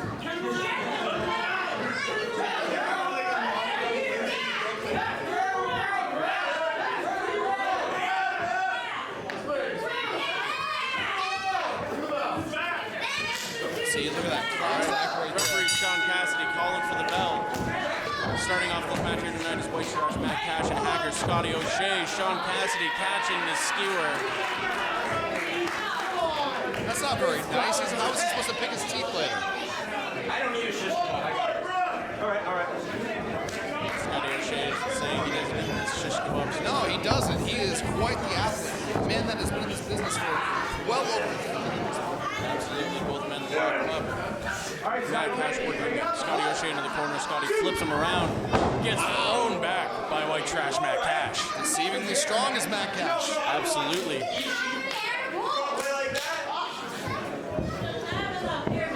Mack Cash, of course, trained by the horror show Shawnee Mo. You see a fair amount of ferocity in this gentleman as well. And Scotty O'Shea works him back into the corner. You mentioned Shawnee Mo is one of the trainers. Don't forget as well, Mack Cash has been trained by other people too in this business, like Ruffy Silverstein and Chris Garvin. So he does have some technical wrestling ability under his belt. So that may be able to throw off some guys like Scotty O'Shea and Steve Brown. Absolutely, as Jesse Mack comes into the ring. Now, Jesse Mack and Scotty O'Shea are very familiar inside of a Pro Wrestling Ontario ring, as they met back in October as Desired by Designs went for the Pro Wrestling Ontario Trios Championships. Yeah, but that was then, this is now. This is a different Jesse Mack, especially when she has someone that she really does trust in her corner like Mack Cash. Not wrong. The trust between those two on their side equal the trust of their opposing team. We'll see a very good matchup here tonight. Some comedy from actor Scotty O'Shea as he shoots Jesse Mack off into the ropes. Goes for a shoulder block. Shades of himself back in October. Wait, tell you. You know, every time it doesn't work. You go. You want me to hit the ropes? Yeah, let me go. Let me do something. Let me go.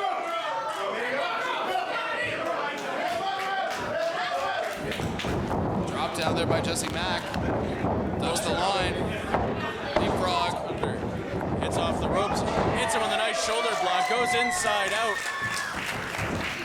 That goes to show you, it doesn't matter as long as you have a little bit of momentum on your side. Oh! A Bronco Buster by Jesse Mack, followed up by a cannonball by White Trash Mack Cash. Which is kind of apropos considering Hacker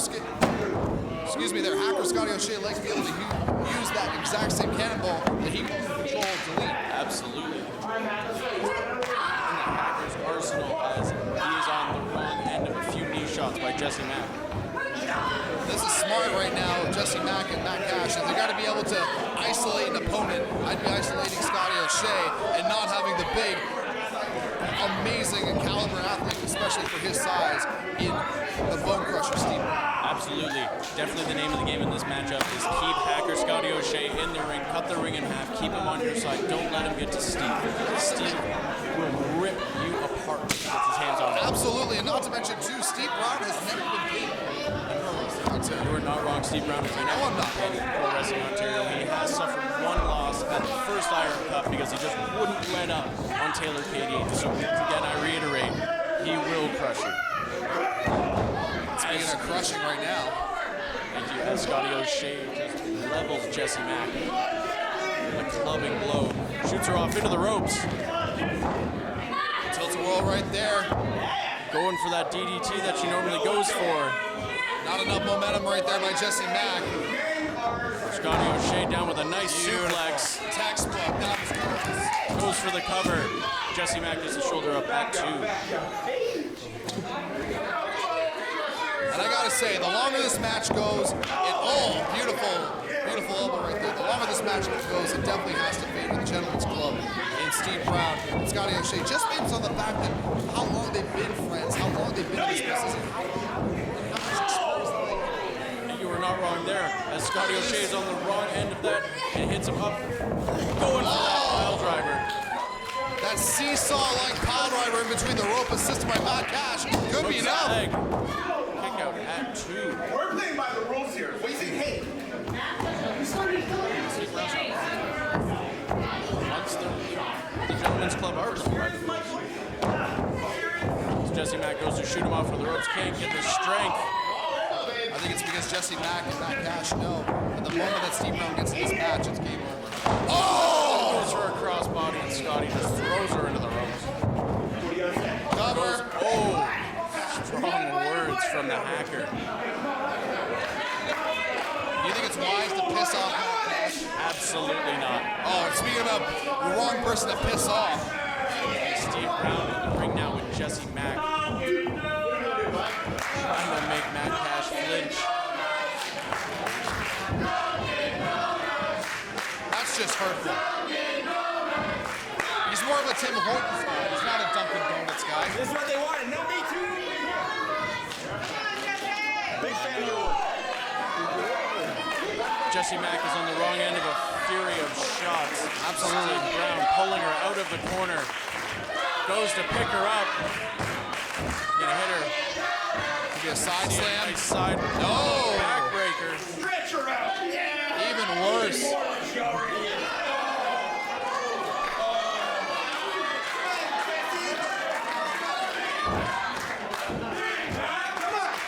Steve goes for the cover. This crowd is trying to get on the nerves of Steve Brown, but with all due respect, Steve Brown's been in this business way too long to have simple insults really insulting him. He sends Jessie Mack into his opponent's boot up on the top turnbuckle. Mack Cash looking eager to get into the ring here. Sean Cassidy getting in between the bone crusher as Scotty O'Shea gets his hands on Jessie Mack, choking her against that second turnbuckle. Just clawing at her mouth. Absolutely, and again, this is exactly what I was talking about. The experience factor of these two working together. The fact that they are part of the Trios champion with, outside of at the event, conspicuous by his actions, I might add. Absolutely, I haven't seen Mr. Del Bruno in quite a little while. Mack Cash is getting fired up, he's getting a little pissed off. Jessie Mack trying to get a little bit of strength, firing into Steve's stomach, trying to work her way back up to her feet with a nice couple of forearms. There's a lot of fire in Jessie Mack, I'll give her that. Oh, Steve just grabs a hold and you know what though, but he just snuffed out that fire pretty fast. The old guy too hot. Take it. Lay her out. Lay her out right here. Right here. Scotty O'Shea called the shots right now. Absolutely, hacker Scotty O'Shea directing traffic. No, it's great though. I mean, you know what? They like each other, they're friends, listen to each other. Exactly, okay, Steve Brown is backing 205 out. Live, ever heard of it?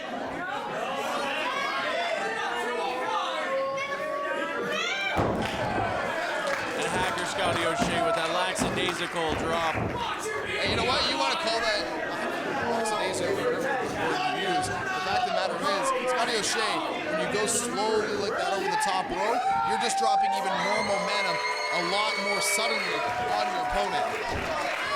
And that's just despicable, folks. No, Scotty O'Shea just doesn't care. Let's just call a spade a spade. He doesn't care. You asked for this. Alright, as he sends Jessie Mack off into the corner. Mack's ready for him, hits him with a nice back elbow, climbs up to the second turnbuckle, feeds him with a shot to the face. Lock the forearm. Oh, a slap. Jessie Mack going for the Canadian Destroyer. Just spikes him. Can Jessie Mack capitalize? A lot of what Jessie Mack does requires a lot of momentum. Like she couldn't get that Hurricanrana earlier, but she definitely was able to pull off the Destroyer. However, she's not able to get the cover. I think if she's able to pin him right now, this would be the end of this match. Absolutely, this match could be over. Her only hope now is to get to the corner and tag in white trash Mack Cash, and hopefully he can clean up what is left. Yeah, but O'Shea's dangerously close to his corner as well, and he tags in Steve Brown, and that's not good for anybody. Absolutely not. Mack Cash is in. Oh, he's ready for Scotty O'Shea as he clubs into Steve Brown on his way through. Another devastating lariat. Hits him with a nice right arm. O'Shea ducks under, kick to the gut. Hits the ropes. It's in. Looks like Cash is ready for him. Oh! Muscled it up with that flatliner, too. Brown's in quick to break up that count. Yeah, he maybe sensed the end right there. Maybe he saw something that we didn't from this angle. Maybe O'Shea is a lot more hurt than maybe he's letting on. It's over. Brown saying that it's over.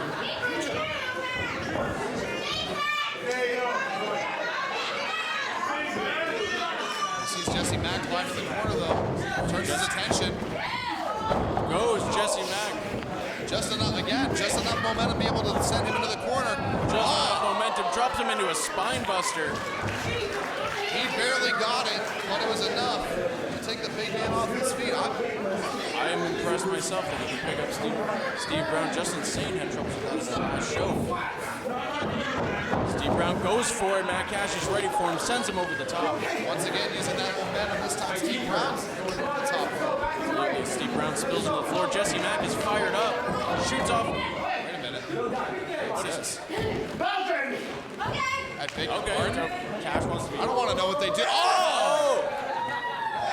Some good teamwork by Matt Cash and Jesse Mack. I was going to say, I don't really know what they do in the bedroom, but be that as it may. Look at this on the top. Senton. The senton. Cover. Goes, hooks the leg. Scotty O'Shea miraculously gets that shoulder up just before 3. I tell you, I'm impressed. Matt Cash tags in Jesse Mack. Shoots off Scotty O'Shea into the ropes. It's a going for the wheelbarrow. X Factor. Cover. Goes for the cover. Hooks the leg. Just gets the shoulder up. Smart by Jesse Mack though, and Matt Cash once again to separate Steve Brown from Scotty O'Shea and focus on the smaller individual. Hitting a lot of these double team moves, they need to stay on him as hard as they possibly can. Goes for the double team. Hacker Scotty O'Shea counters. Falls into the ropes. Brown tags in. Brown is alone with Matt Cash. Hits him with a nice enziguri. Spills down to the floor. Staggering the big man. Let's see what Cash can do up at the top. Not a place that we see Matt Cash go a lot. Oh! Steve hits him with a cutter on the way down. Matt Cash is known for using that cutter here in Wrestling Ontario. Jesse Mack just barely breaking up the 3 count. And it didn't even phase Steve Brown. See that? It's flying his feathers. Oh, he's going to make her pay now. He's done with playing games. He's done with Jesse Mack. And he's ready to take his money and go home. Once again. Whoa! Does that really count? Tombstone. Oh! Good Lord. And again, that timing synchronization. This is why they're part of the champs of the Trios division. Incoming! Going for the splash. Both men on top. That's it.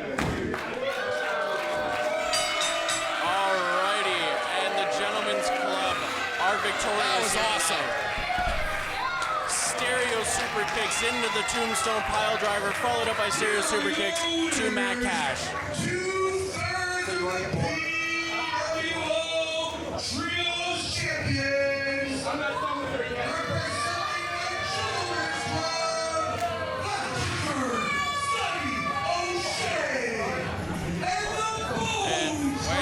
What seems to be flowing through the minds of the Gentlemen's Club? It looks like they're not done, is what it looks like. Absolutely not, as Hacker Scotty O'Shea grabs a hold of Matt Cash. Yo, we gotta stop this right now. Official's gonna jump in right now. He's gonna do some serious enough damage. is enough. He's just choking her. That's just despicable. She's trying to do it. She's trying. As much as I'm a big fan of the Gentlemen's Club, I am not condoning this action right now. Absolutely not. This is completely disgraceful. Choke slam attempt. Look at this. No. Jesse Max fights out again. Back elbow. Scotty O'Shea with a clubbing blow. Here we go again. Going for it again. Oh. She takes it. This is just absolutely ridiculous, folks. Well, this is what I'm talking about. These guys do what they want, when they want, wherever the hell they want. It seems to be that who can stop the veteran. Whoa. What is this? Who? But that looks exactly like Matt Cash. That and all.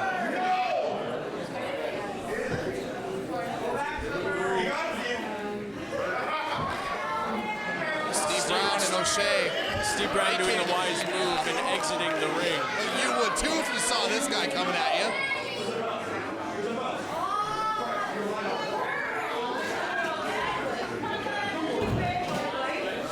who this man is in the hoodie. He looks oddly familiar, though, if I may say. The stature, the demeanor. Absolutely. The attire. He's dressed in the same camel. Coming to the aid of white trash Mack Cash. Oh, look at this. Oh my God! The horror show, Shawnee Mo. I thought this guy couldn't compete anymore. He recently returned, and it looks like Shawnee Mo has made his Pro Wrestling Ontario debut from retirement. Oh yeah.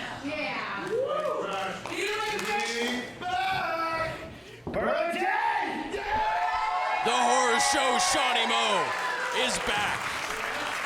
And for those of you who may or may not know who this person is, Shawnee Mo is one of the most feared, one of the most sadistic. Look at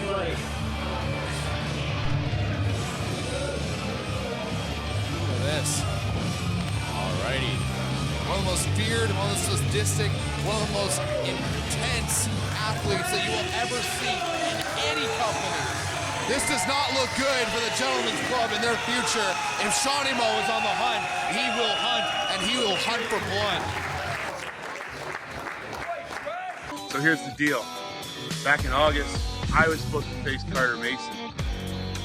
Carter, you call yourself King of the North? Let's see you try and snatch this crown. Jake Jones called you out. Jake Jones called me out. You want to come get it, Carter? What do you say? You want to defend your championship against me? That's fine.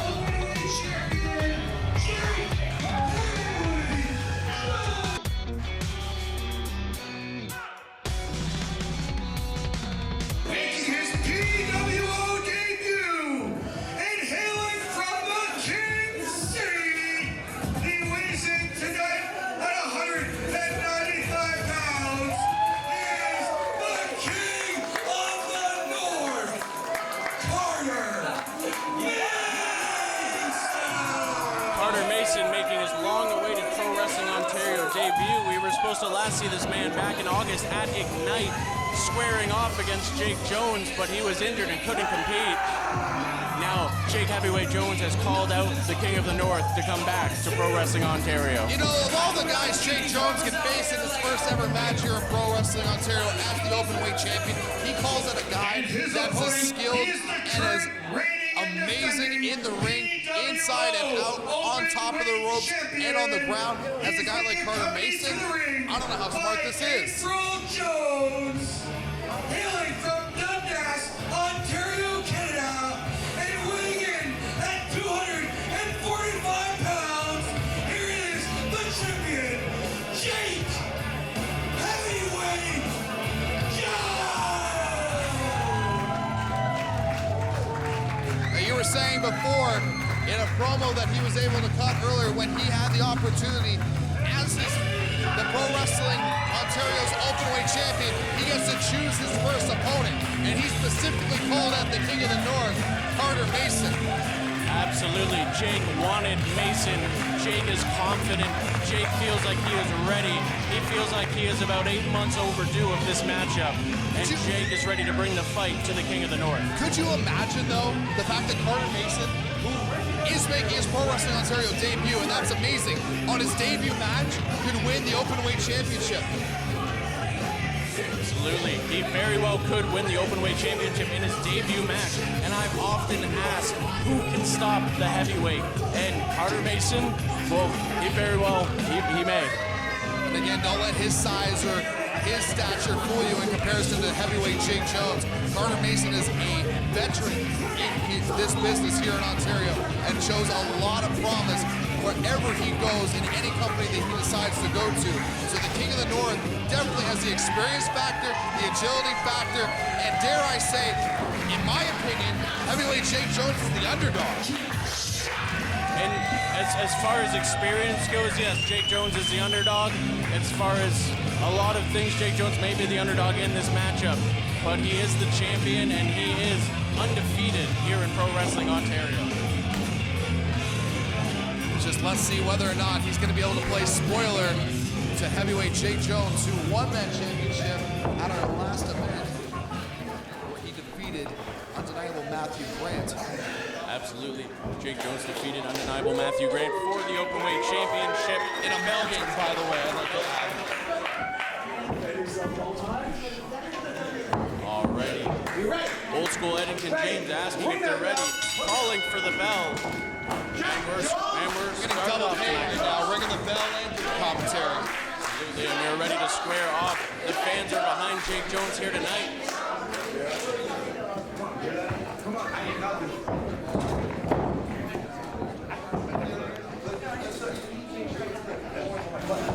Oh, and a kick out to the right knee. A little bit of playful banter between the two. Oh. And a right slap. Ducks underneath. You know, I gotta say, I was gonna say, the longer this match goes, in my opinion, the better it's gonna be for Carter Mason. Absolutely. The longer the match goes, the better it will be for Carter Mason. He needs to stick and move. Oh! And he just levels out Carter Mason with that nice right arm. Goes and shoots him off into the corner. Jake is ready. Hits him with a nice splash. Yeah, see, that's exactly what Jake Jones needs to do. He needs to close the distance on Carter Mason, stick and move, and be able to hit him with his own huge heavyweight power shots. Almost a free kill right there. Absolutely. Jake Jones staying on top of Carter Mason in this match, knowing exactly what he needs to do to beat the King of the North as he hits him with that nice right arm. Just laughing. Toy with the King of the North. Follows it up with a nice headbutt, just leveling out Carter Mason. That's what I was talking about, just closing the distance, hitting those big impact moves.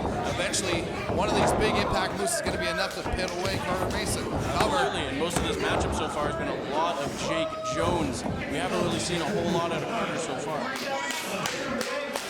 Well, that's too early. Fast open, he's ready for Jones as Jones misses, gets hung up on that turnbuckle and eats that knee. Oh, he got him good too. He fell all the way to the outside. Jake rolls out, April coming to his aid.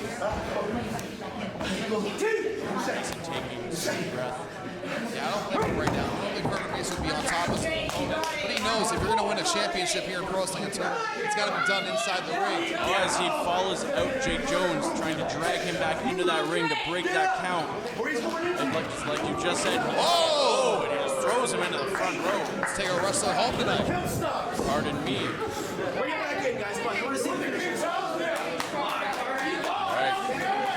Carter Mason with a devastating boot to the back of Jake Jones. Come on, Jones.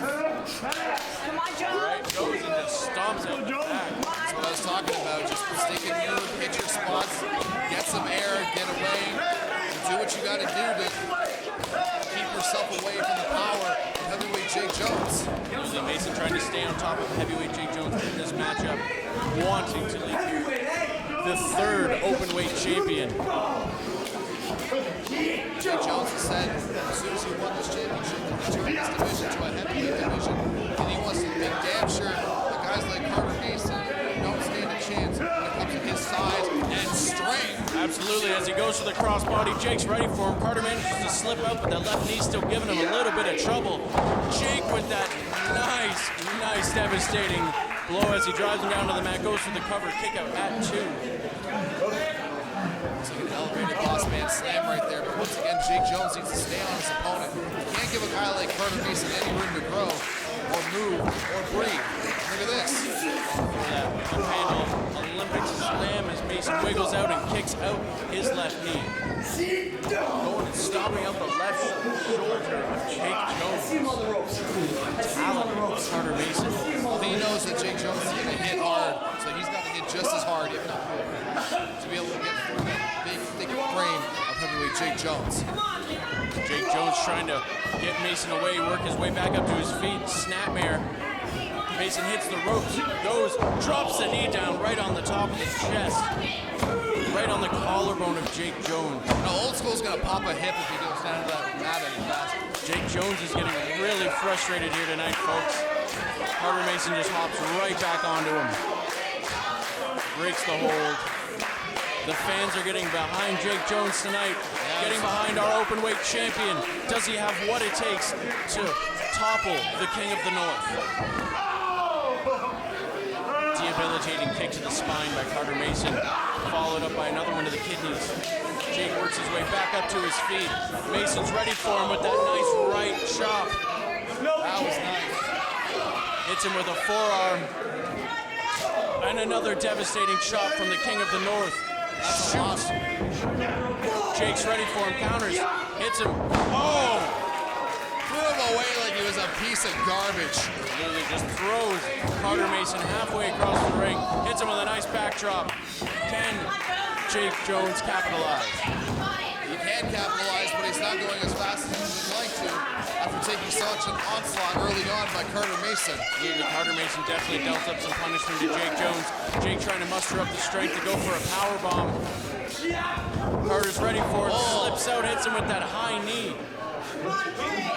Jake's a little dazed. Mason goes for the rope. Jake's ready for him. Oh, the power! Just bounces him out of the ring. Jake is fired up. See, that's one of those times when the distance of heavyweight Jake Jones actually worked to his advantage. Used all that momentum and just ricocheted Carter Mason almost completely out of the ring. Absolutely, and very smart on our champion right now. Championship's advantage, staying inside the ring at a count of 6 as Jake leaves the ring. Well, no, he was just trying to get some air after, being winded a few times with some of those hard-hitting shots that the King of the North was establishing. Jake Jones going this over the top, eats the knees to the chest. Mason was ready for him. Maybe he spent a little bit too much time taking that breather. We just processed the athletic ability. Mason's charged up, nice high knee in the corner, shoots off into the ropes. Oh, nice diving high knee. Levels Jake Jones. Yeah, he got him, but I don't know if he got all of them, though. Gets the shoulder up at 2. I don't think he got him flush. I think he got him just off the side of the cheek. It was enough to clearly topple heavyweight Jake Jones for a 2 count. And once again, April Jones getting this crowd rivaling up and giving heavyweight Jake Jones a little bit of encouragement to get back to this match. Carter Mason going for the kick. Jake blocks, eats a high, nice stiff knee. Spear! Oh, and just spears him down to the mat. He cut him right in half. Just demolitioned him.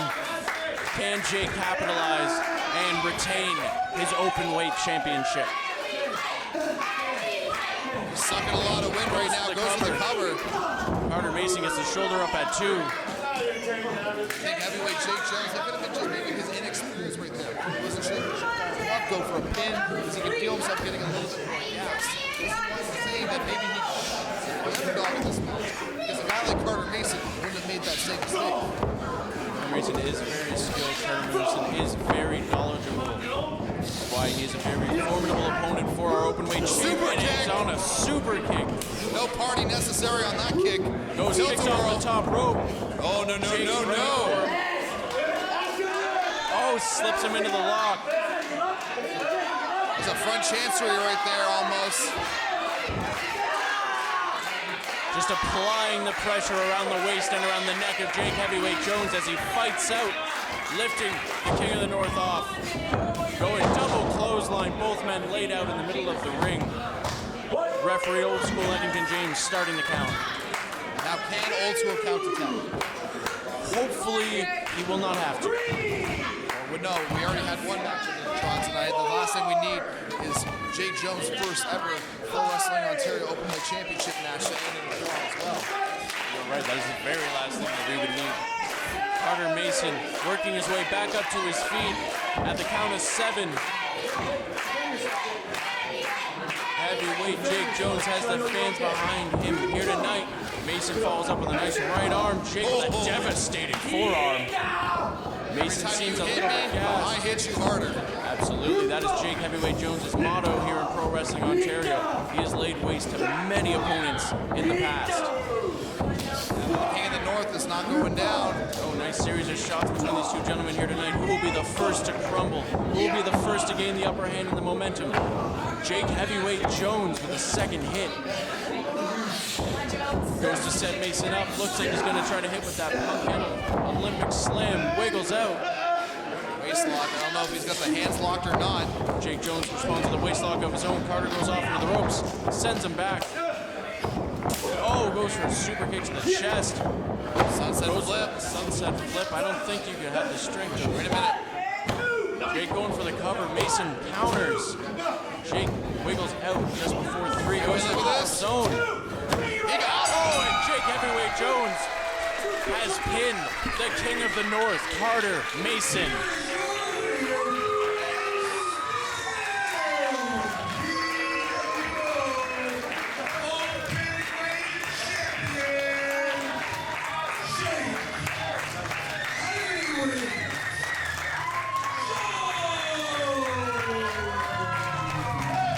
Heavyweight Jones is victorious in his first title defense as Openweight champion.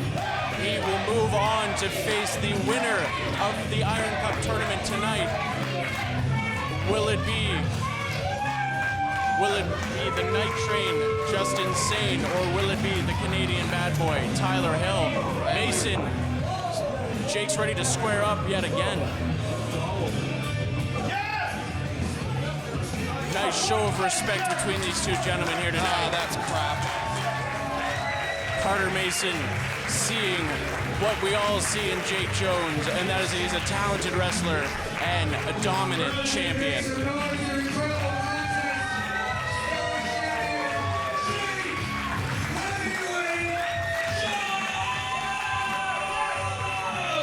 Jake Heavyweight Jones, in my opinion, was still the underdog going into this match. He pulled out whatever he possibly could to get the win on that one. Even had the resulting, nice roll-up right there, and was able to get the shoulders down for 3, using that size and strength to his advantage in that one. It'll be interesting to see who he goes in May, whether it's going to be Tyler Hill, whether it's going to be Justin Sane, whoever it's going to be. I guarantee you that match is going to give Jake Jones the fight of his life. You are right. Will it be the Night Train Justin Sane, or will we see him square off against a bitter rival in the Canadian bad boy, Tyler Hill?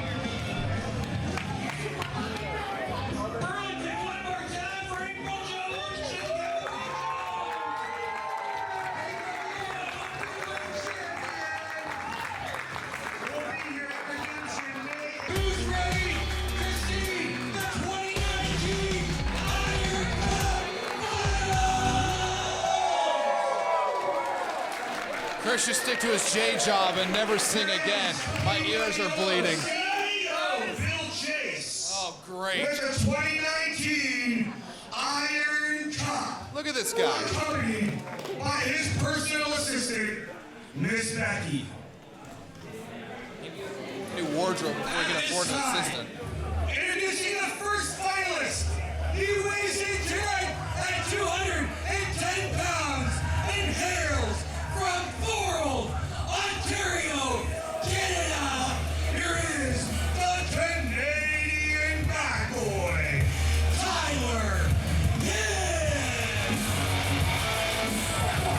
All right, Tyler Hill has been through hell and back tonight, ladies and gentlemen, making it through the first round, surpassing Aiden Rayne in the second round, and making his way to go on against the Night Train Justin Sane here in the finals to possibly go on to challenge for the Openweight Championship at Redemption, May 18th.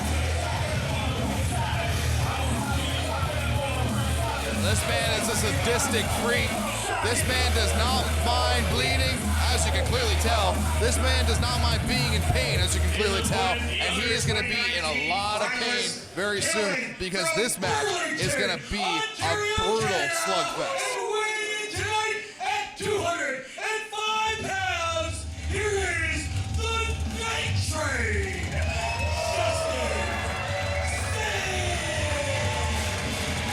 All right, I want to know right now. I need to know right now, as a clear-cut broadcast journalist, and you've seen both these guys all over Pro Wrestling Ontario, and of course everyone else has on, live on independent wrestling TV. Who is your pick?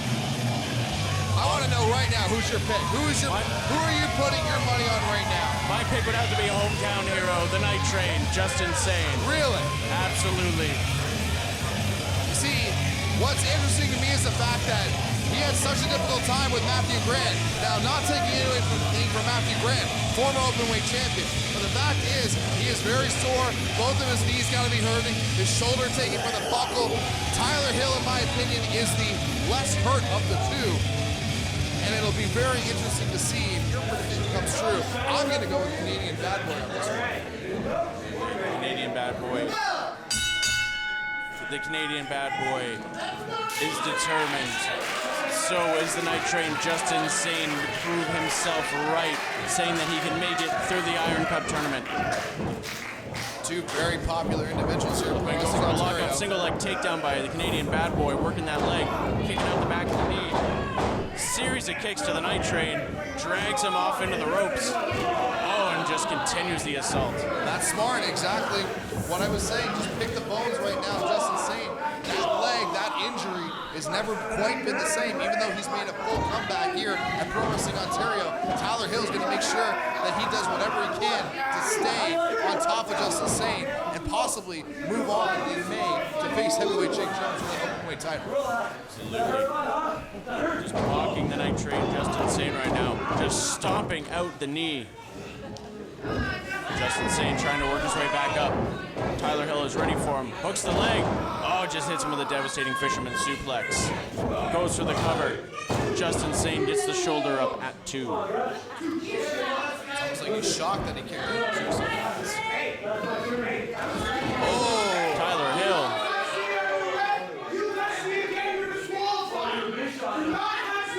Tyler Hill does not want to be disqualified because then all of this will be for absolutely nothing. And a nice shot by the Night Train, Justin Sane. Gets him off with another. Shoots him off into the ropes. Tyler Hill's ready for him. Counters. Ducks underneath of the clothesline. Ducks under again. Oh! Did you see that? Look at that. Look at Tyler Hill. His knees gave out underneath him, and Tyler Hill is just, as you would put it, picking the bones of Justin Sane. Absolutely, like a hyena that smells blood and sees an injured prey in the safari. This guy is just all over Justin Sane. And again, Justin Sane, got to give him credit. He's still trying for a lot of those maneuvers, still trying for a lot of things that he does every single match. But his body can only take so much punishment, so many shots to that knee can only be done before he eventually can't stand up. Absolutely. It has been less than a year since the Night Train Justin Sane. Oh! Justin Sane kicks Tyler Hill into Sean Cassidy. Wait a minute. Are you kidding me? Sean Cassidy disqualifying Tyler Hill.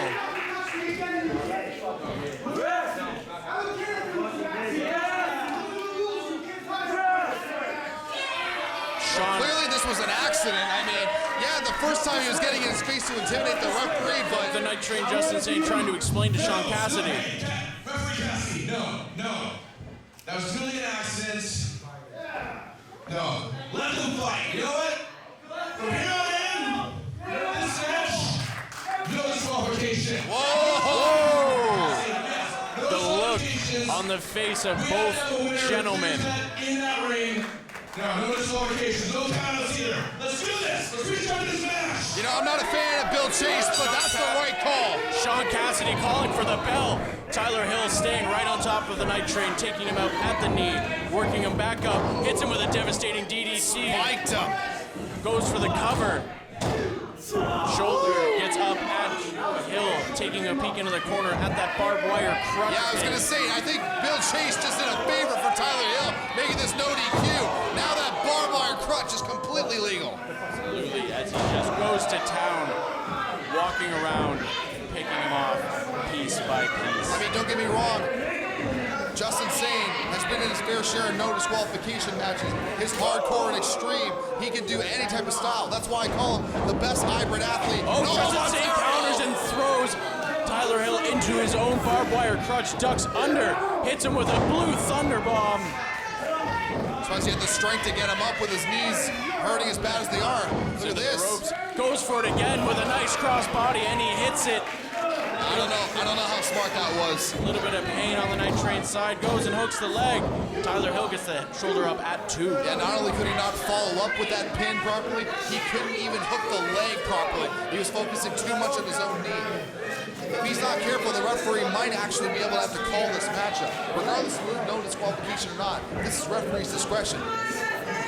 Absolutely, Sean Cassidy can call this match at any moment, bringing these men back up to their feet. Cutter! And then he goes for a cutter, spikes him on it. Beautiful!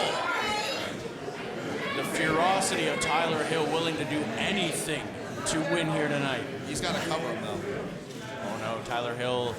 This is the side of Tyler Hill that we have seen before. No, this is right up Tyler Hill's alley. Like I said before. Where's Justin?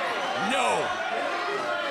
Oh, we saw a ladder earlier. We saw a chair. We might as well introduce the table and get the full oh my effect. The last time Tyler Hill brought a table into the ring, Jake Heavyweight Jones powerbombed him through it.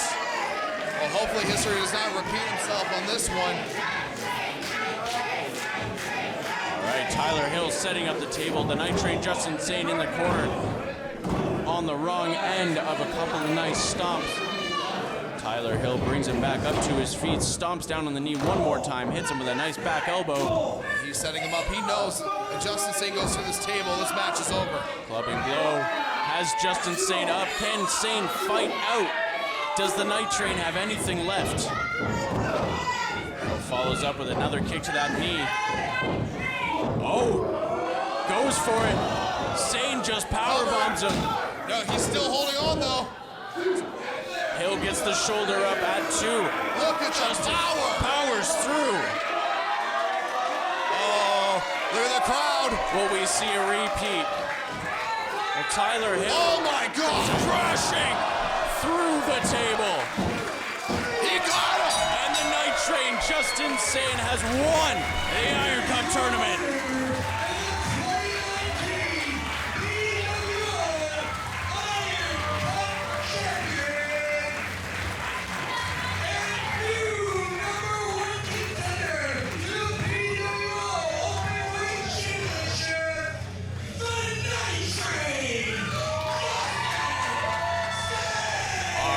Justin Sane has lived up to his words.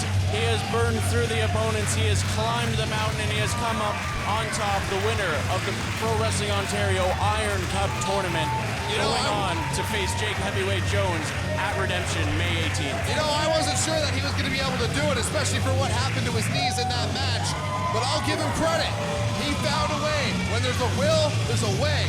And the Night Train found a way by powerbombing Tyler Hill through that table.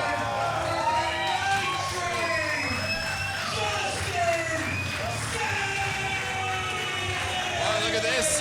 You see him coming out. Jake Heavyweight Jones making his way from the back. Justin Sane basking. He hasn't seen him yet, but I think he does now. He just locked eyes with the heavyweight and Miss April Jones. You shouldn't be focused on April Jones. You gotta be worried about that man right there with that championship.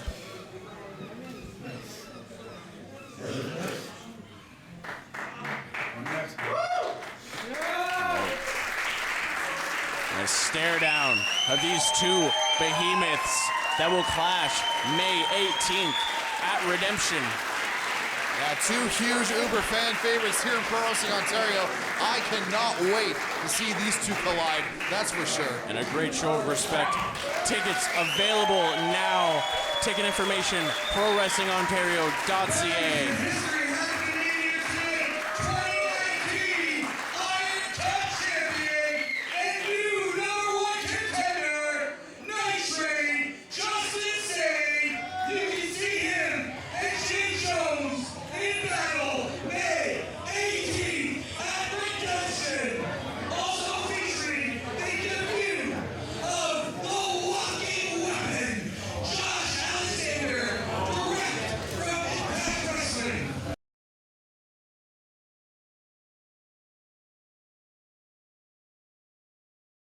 All right, ladies and gentlemen, it's a phenomenal show here tonight. I am Nathan Savage, joined here by my commentary partner, Mr. Adam Hayes. The pleasure is all yours, and again, I'm so happy that I get to be a part of the Iron Cup. I can't wait for that matchup. Absolutely. We will see you all May 18th right here at the Burlington Lions Club. Have a nice night, ladies and gentlemen.